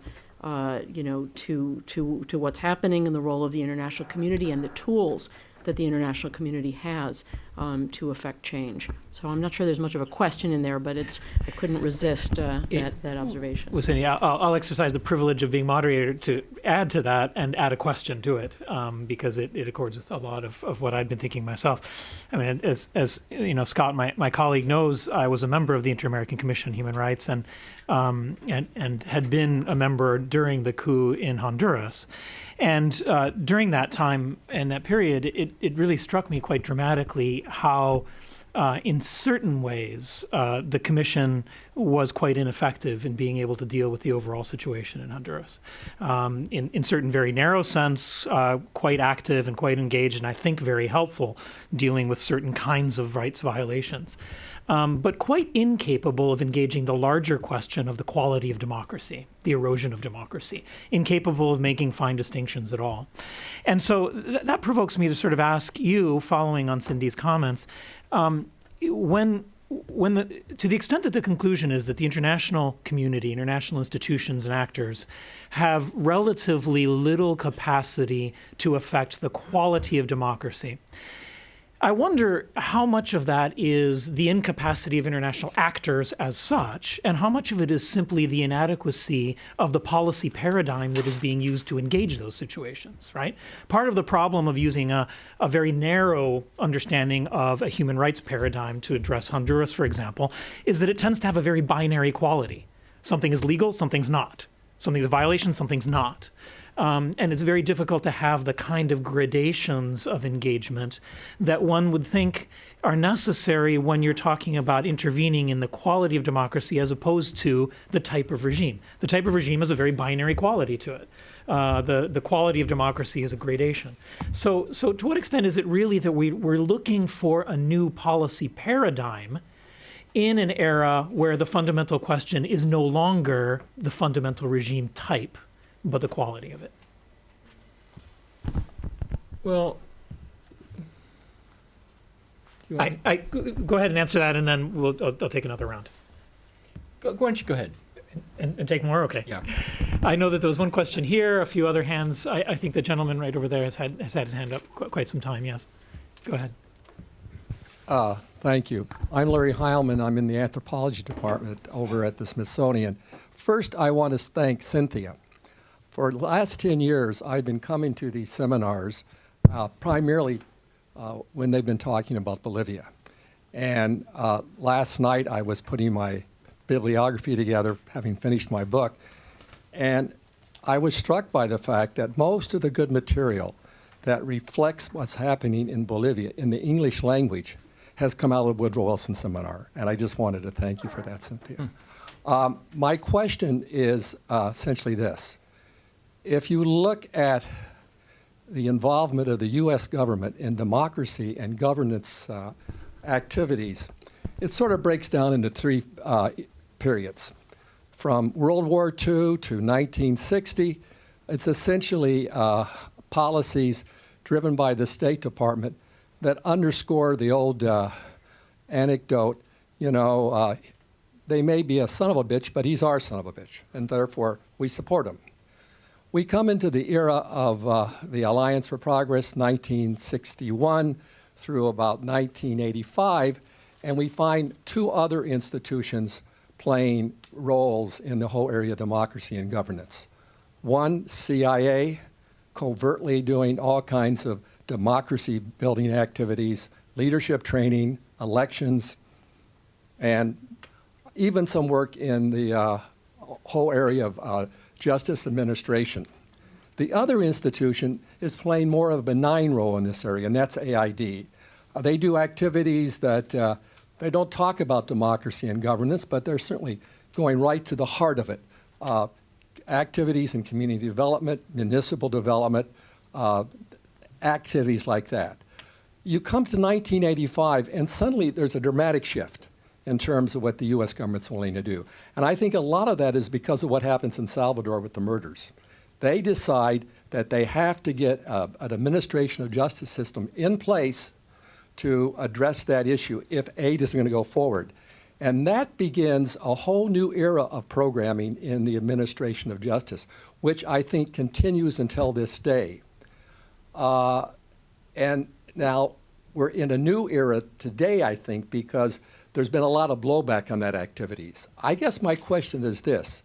Given the kind of data that you've developed, and given the amount of sort of, in a sense, kudos that's been addressed to the U.S. government's activity in this area throughout Latin America, what would you recommend be the policy in terms of going forward in this area of democracy and governance? Or should we really just sort of pull back because we're concerned about blowback that we're getting around the world in these kind of activities? That's my question. Great. We get back over on this side. Someone over here. You pass the microphone here, please. That's fine. And then we can pass it up here to you. Hi, Cynthia McClintock, George Washington University. Wow, was this exciting? This was amazing, really amazing. And in any case, my own questions had mostly to do with the question of where these normative preferences come from, where the radicalism comes from, and so many exciting things have been said. And I agree entirely about the importance of traumas. But I'd like to add a couple of questions. I guess first, I haven't heard anything about education and the role of changes in education, and especially maybe international educational linkages. Did that matter both at the elite level and perhaps at the popular level? It was one variable that didn't seem to come up there. And then sort of following on the commentary in general, 35 years is a long time, and I think there's been a big changes in the neighborhood. Right, follows up on Cindy's comment too, that the 90s, the end of history, the sort of U.S. the apex of its power, and coming back to Steve Levitsky's book, so many linkages, with the U.S. at this time. And I'm wondering if some of the issues in erosion of democracy, again, that Cindy referred to, the problems at the OAS in terms of getting criticisms of skewed playing fields, could this relate to changes in these patterns of economic linkages as South America is increasingly trading with China, et cetera, et cetera? Does this matter that Brazil's position is so different internationally than it was 30 years ago? Does that matter? Right. Thank you. And then there was one. Yeah. Hello, I am Dorli Castañeda, visiting researcher at Georgetown University. I work on peace building, and I have two questions. It is about how do you consider security in the democracy quality, and more precisely, the drugs' influence and the threat that the drugs represent for democracy, especially concerning Professor Levitsky comments on Mexico and the quality of democracy right now. So how do you consider this drug dealing and the cartels and all this illegal economy impact on the erosion and the survival of democracy? And the second question is about inequalities. You mentioned the Gini as an indicator of inequalities, but I wonder if you consider also land concentration and also the ethnical divisions inside the society and the inequalities it represents. Thank you. Thank you very much. Let's take one more in this round. Back from on this side, please. The microphone up here in the corner. Hi, I'm Jim Swigert from the National Democratic Institute. So I'm listening to this from a practitioner's perspective and want to applaud you all for the tremendous work, which I look forward to reading, and for the great comments. I'd like to pick up a little bit on the question of how are these normative attitudes formed by the principal actors, because I think some of us have looked at the three criteria that you laid out, and we're looking at the environment in terms of the regional neighborhood, and there seems to be declining support or declining effectiveness in terms of expressing support on democratic attitudes. And then the third factor, the United States, I think there's a lot of discussion about how U.S. influence in the region is not what it was over the period of time that you've measured in the study.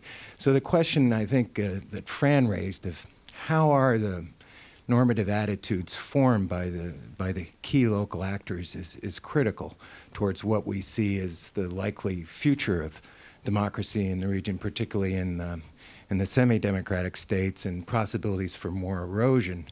And one issue I wondered if you looked at was the popular attitudes in the countries. How does that affect the development of democracy? One of the anomalies of Venezuela, which there seems to be a consensus on the panel, is not a representative democracy or democratic state, is that if you look at the Latino Barometro polls every year, the levels of support for democracy and satisfaction with democracy in the country remain very high. Yeah. And I think if you look at the fragile democracies in Central America, under pressure, as Cindy alluded to, from non-state actors and high levels of violence, there you'll find some of the questions of support for democracy in the Churchillian sense as the best system. So I wonder whether you looked at that or whether that's a factor in forming normative attitudes of leaders. Thank you. Great. Scott. Well, a lot of great comments.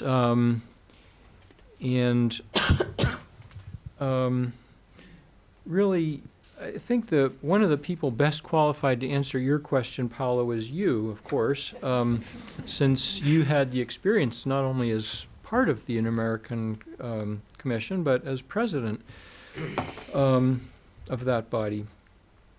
But I mean, I do think that,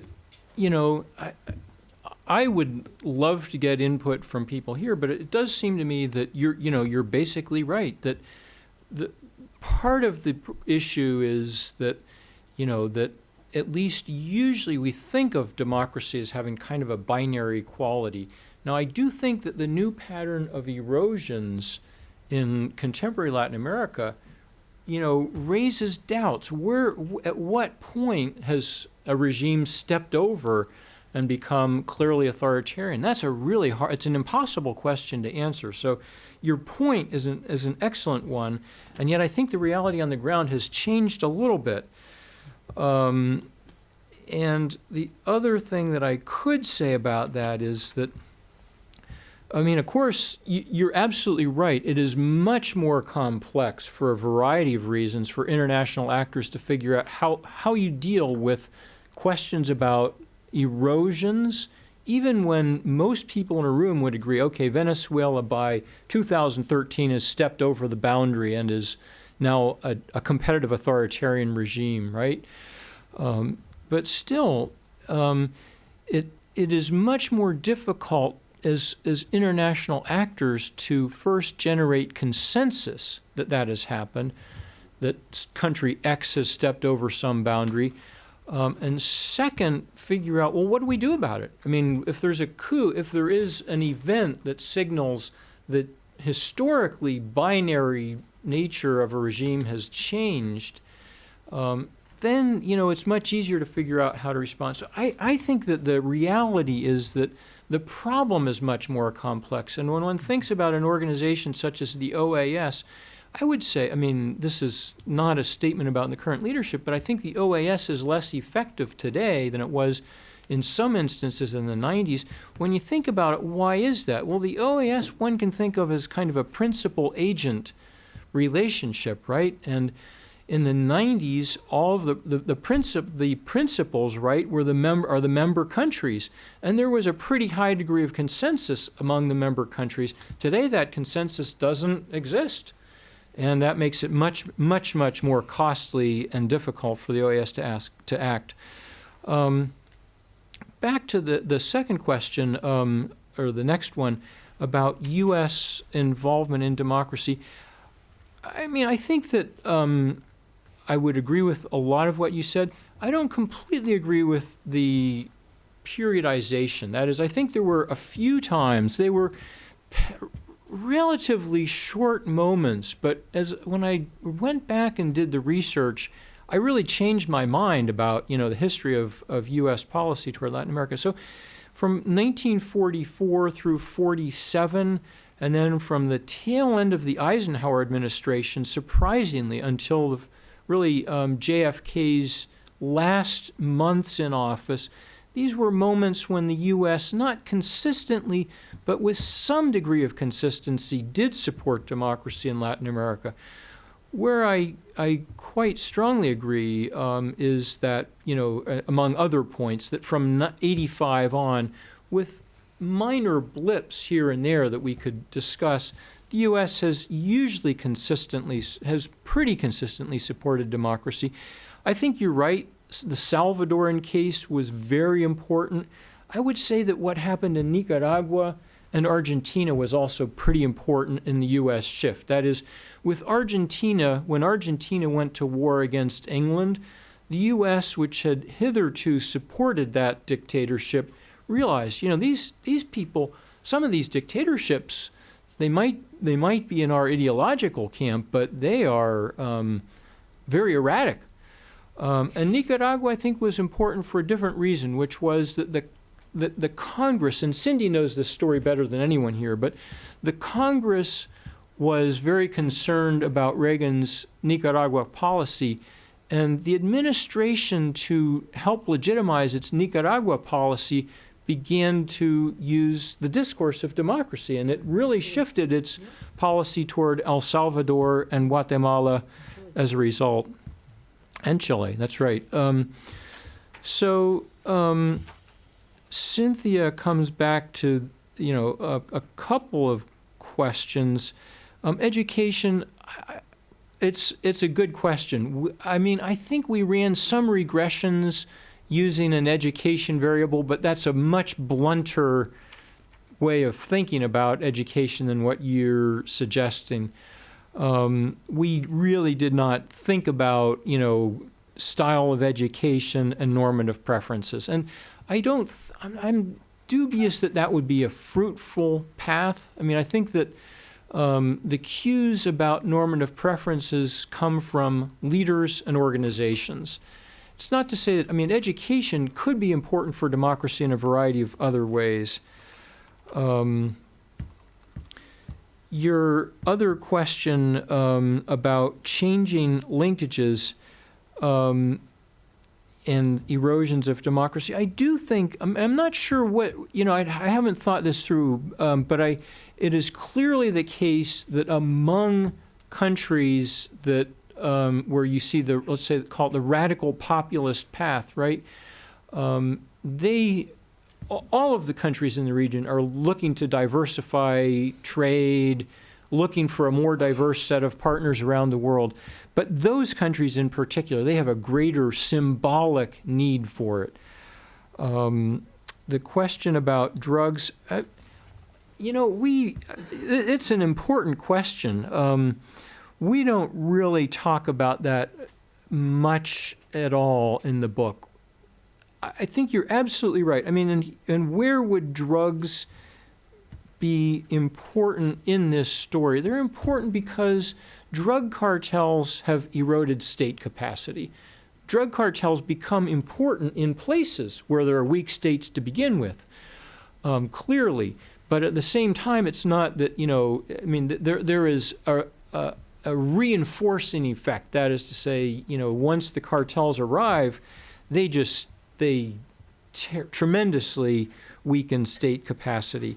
And I think Steve is absolutely right. That is to say, or to put it in Lindsay and Stepan terms, without a state, you can't have democracy.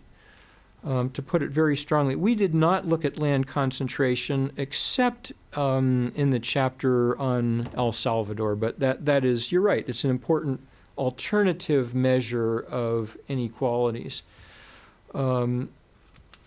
This final question about popular opinion and democracy. I mean, what a fascinating story, right? The patterns are so mixed and so terribly unclear.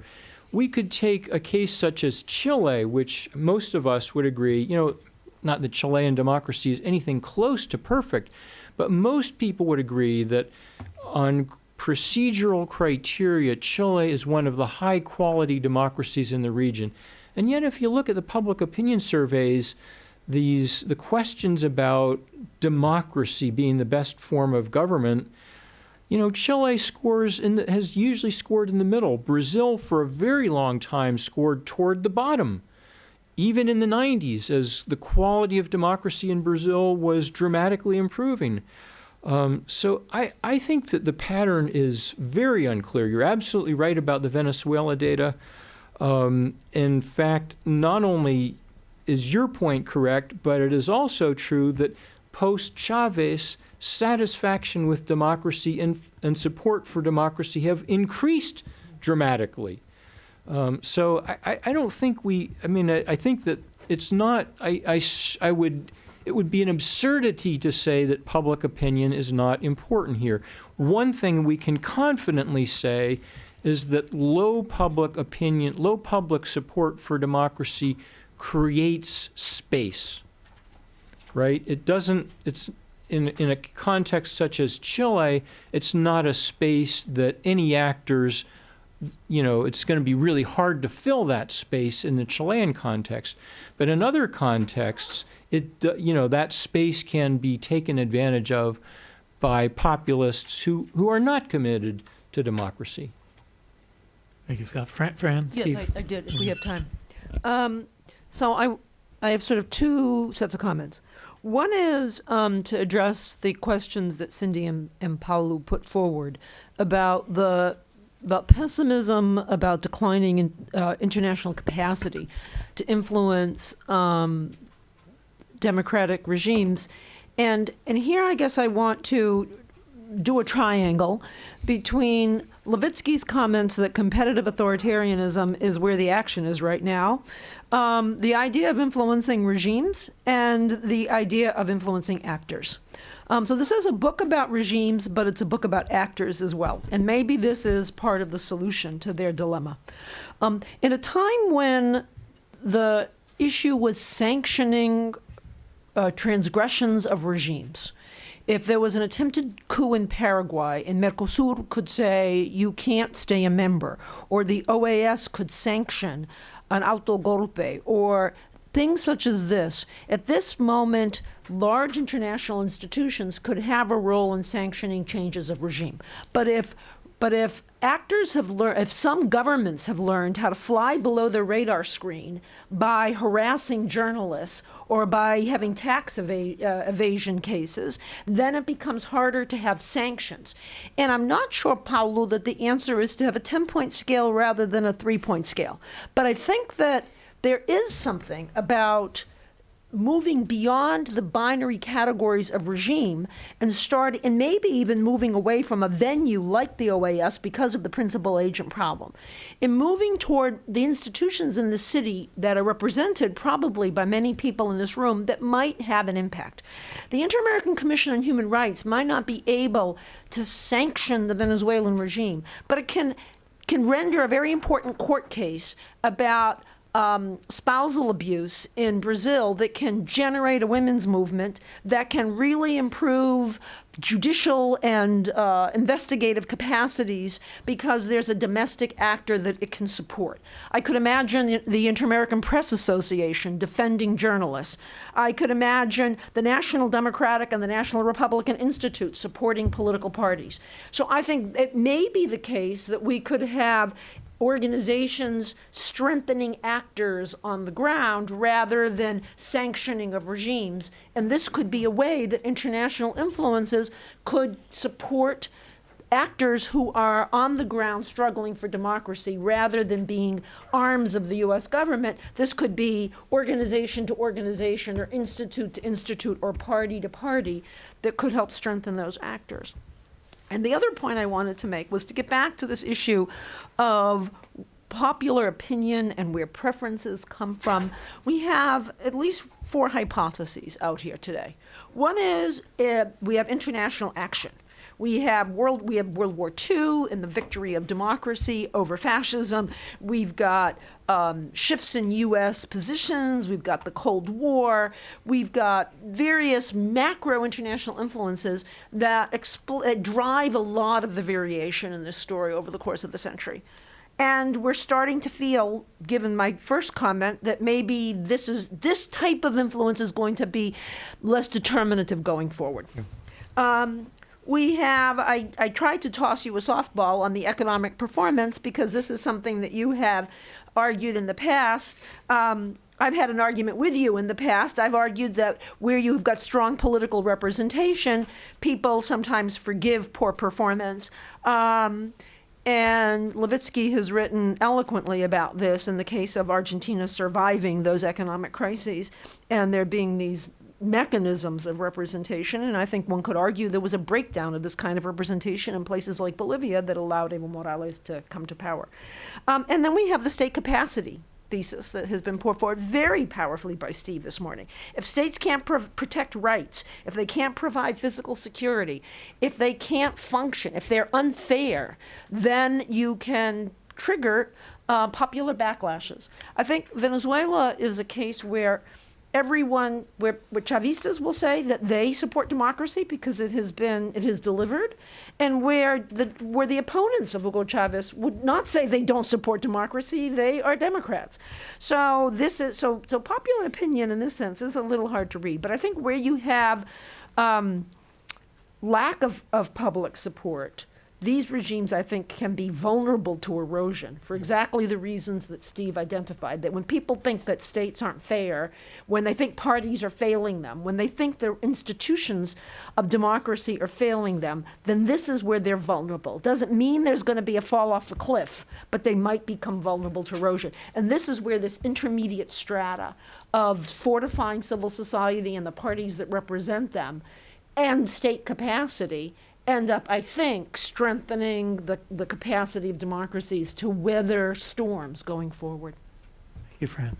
Although we're over time, Steve, if you want. Go ahead. Really, really quickly, on Cindy and Paolo's question, it shouldn't be a surprise that in general, the international community does very little in terms of promoting quality of democracy, because many things that we associate with quality of democracy have very little to do with the political regime. They have to do with the state, corruption, clientelism, the rule of law. These are elements of the state much more than the regime. And states change and reform very, very slowly. Nobody knows how to reform states quickly in response to sanctions, pressure, anything. These are very, very slow-moving variables. So that shouldn't be a surprise. One thing, I don't think we know yet, but one thing that the international community might do, though, is simply provide time. If we don't notice every year that goes by and there's not a coup or a stolen election in Panama or the Dominican Republic or El Salvador. The international environment's doing its work, and we don't always give that sort of credit. But we don't yet know the effect that buying 30 or 40 years of relatively low quality but real democracy can do in, say, institutionalizing civilian control over the military or institutionalizing free elections. So the international, and that's not going to solve clientelism and corruption, but it may in fact be critical. Finally, on this point of the chipping away at elements of the regional human rights regime, I mean, this drives me up the wall. Nothing is more stupid than a left-wing party chipping away at the regional regime of human rights protection. I mean, talk about short-sighted. In Latin America, who in the long run needs human rights protection? It's the left. So why is this happening? Why would the Morales government be doing this? I think this is just a hypothesis, but it's a key difference between institutionalized political parties and either new movements or personalistic parties. There's an issue of learning over time and time horizons. A left-wing party that was around in the dirty war and expects to be around for a while, I think is going to take much more seriously regional human rights norms and rules than one that just emerged, that concentrates power in the political career of a single leader and doesn't know where the heck it's going to be in 10 years. Stop there. Thank you so much. Cindy, before giving it back to you, just to bring it formally to a close here, I just wanted to say thank you, to the Wilson Center, to your staff, Veronica especially, for hosting us and for hosting such a fantastic, stimulating discussion here. To my mind, above all else, what it is put on display here is exactly the ideal of the Wilson Institute to bring serious ideas to bear on policy, a goal that obviously you share with us at the Kellogg Institute. The kind of insights that are generated by serious, long-term, rigorous reflection and analysis are important to the policy world. Precisely in order to give kind of breathing space that sometimes we don't have when we're so immediately immersed in the decisions of the day. So thank you for everything the Wilson Institute does. Thank you for this particular event in which we've had the privilege to collaborate with you. Great. Nothing more to add to that. Thank you to all of you, Steve, Fran, Scott.